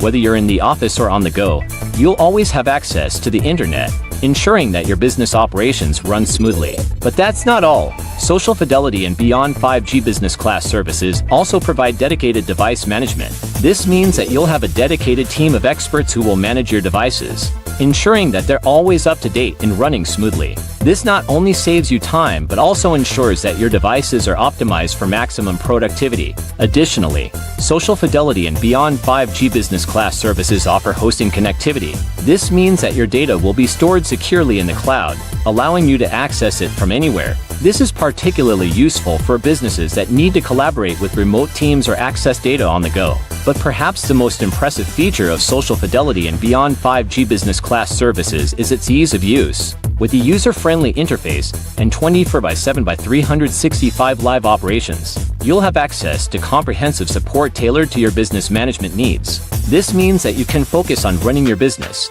while the platform takes care of the technical aspects. So, if you're a business owner looking to take your operations to the next level, Social Fidelity and Beyond 5G Business Class services might just be the solution you've been searching for. With its unlimited data services, dedicated device management, hosting connectivity, and ease of use, this platform is designed to help businesses thrive in the digital age. Thank you for tuning into today's video. If you found this information helpful, please give it a thumbs up. And don't forget to follow and subscribe for more tech updates. Until next time, stay connected and keep your business thriving. Hey there, folks. Welcome back to our channel, where we're all about bringing you the latest and greatest in technology. Today, we're going to dive into the Vibrant Star Video Call Center, a game-changing platform that's taking the world by storm. So, let's get started. First off, let's talk about the Vibrant Star Video Call Center's actionable marketplace. This feature allows you to easily connect with potential customers and clients, making it a powerful tool for your business. With just a few clicks, you can create a professional profile, share your products or services, and start building your brand. Now, let's move on to the advanced features of this platform. The Vibrant Star Video Call Center is designed to make your life easier, and it does just that. With its intuitive interface and user-friendly design, you can manage your calls, messages, and appointments with ease. Plus, the platform is equipped with advanced analytics, so you can track your progress and make data-driven decisions to grow your business. But wait! There's more. The Vibrant Star Video Call Center also offers a range of top features that set it apart from the competition. For instance, you can customize your call center with your own branding, making it a true reflection of your business. And let's not forget about the 24/7 customer support, ensuring that you're always taken care of. Now, let's talk about the benefits of using the Vibrant Star Video Call Center. First and foremost, it's a cost-effective solution that can help you save time and money. With its advanced features and user-friendly interface, you can streamline your operations and focus on what matters most, growing your business. So, there you have it, folks. The Vibrant Star Video Call Center is a game changer in the world of business communication. Whether you're a small business owner or a seasoned entrepreneur, this platform is definitely worth checking out. Thank you so much for tuning in today. If you found this video helpful, please give it a thumbs up. And don't forget to subscribe to our channel for more tech insights. As always, stay curious and keep exploring the world of technology.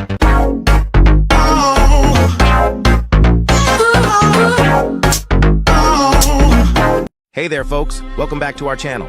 Today, we're going to dive into a fascinating topic: the evolution of humanity beyond the 5G and how our actionable marketing values are becoming more human. You see, in the past, we've been focused on 5 key aspects of human development: gathering, gathering, gathering, gathering, and gathering. But now, we're moving beyond those 5 Gs and embracing a new approach. Our marketing values are shifting towards a more human-centric approach. We're no longer just about gathering, but we're now focusing on giving, giving, giving, giving, and giving. So, let's embrace this new era of humanity and strive to make our marketing efforts more human-centric. After all, isn't that what truly matters in the end? Thank you for joining us today. If you enjoyed this video, don't forget to hit that like button, share it with your friends, and subscribe to our channel for more insightful content. Until next time, stay human. Hey there, everyone. Welcome back to our channel. Today, we're going to talk about actionable marketplace solutions and how they can help us become more accountable and productive in our daily lives. You see, by producing results and focusing on bottom-up accountability, our membership can truly shine as a vibrant example of what's possible. On the other hand, top-down corrective measures have often exposed the weaknesses of humanity, but that's all about to change. The Internet of Things is a wake-up call for all of us, urging us to be the change that others will see. This change will drive the greatest production of humanity, and the world is more than ready for it. So, let's work smarter and embrace this change together. Thank you so much for tuning in. And if you enjoyed this video, please don't forget to hit that like button, subscribe to our channel, and share it with your friends. Until next time, stay productive and accountable.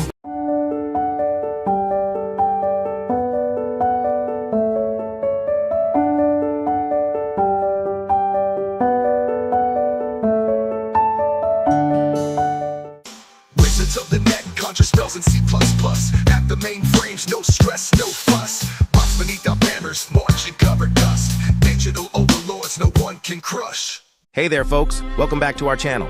Today, we're going to dive into a fascinating topic: the evolution of humanity beyond the 5G and how our actionable marketing values are becoming more human. You see, in the past, we've been focused on 5 key aspects of human development.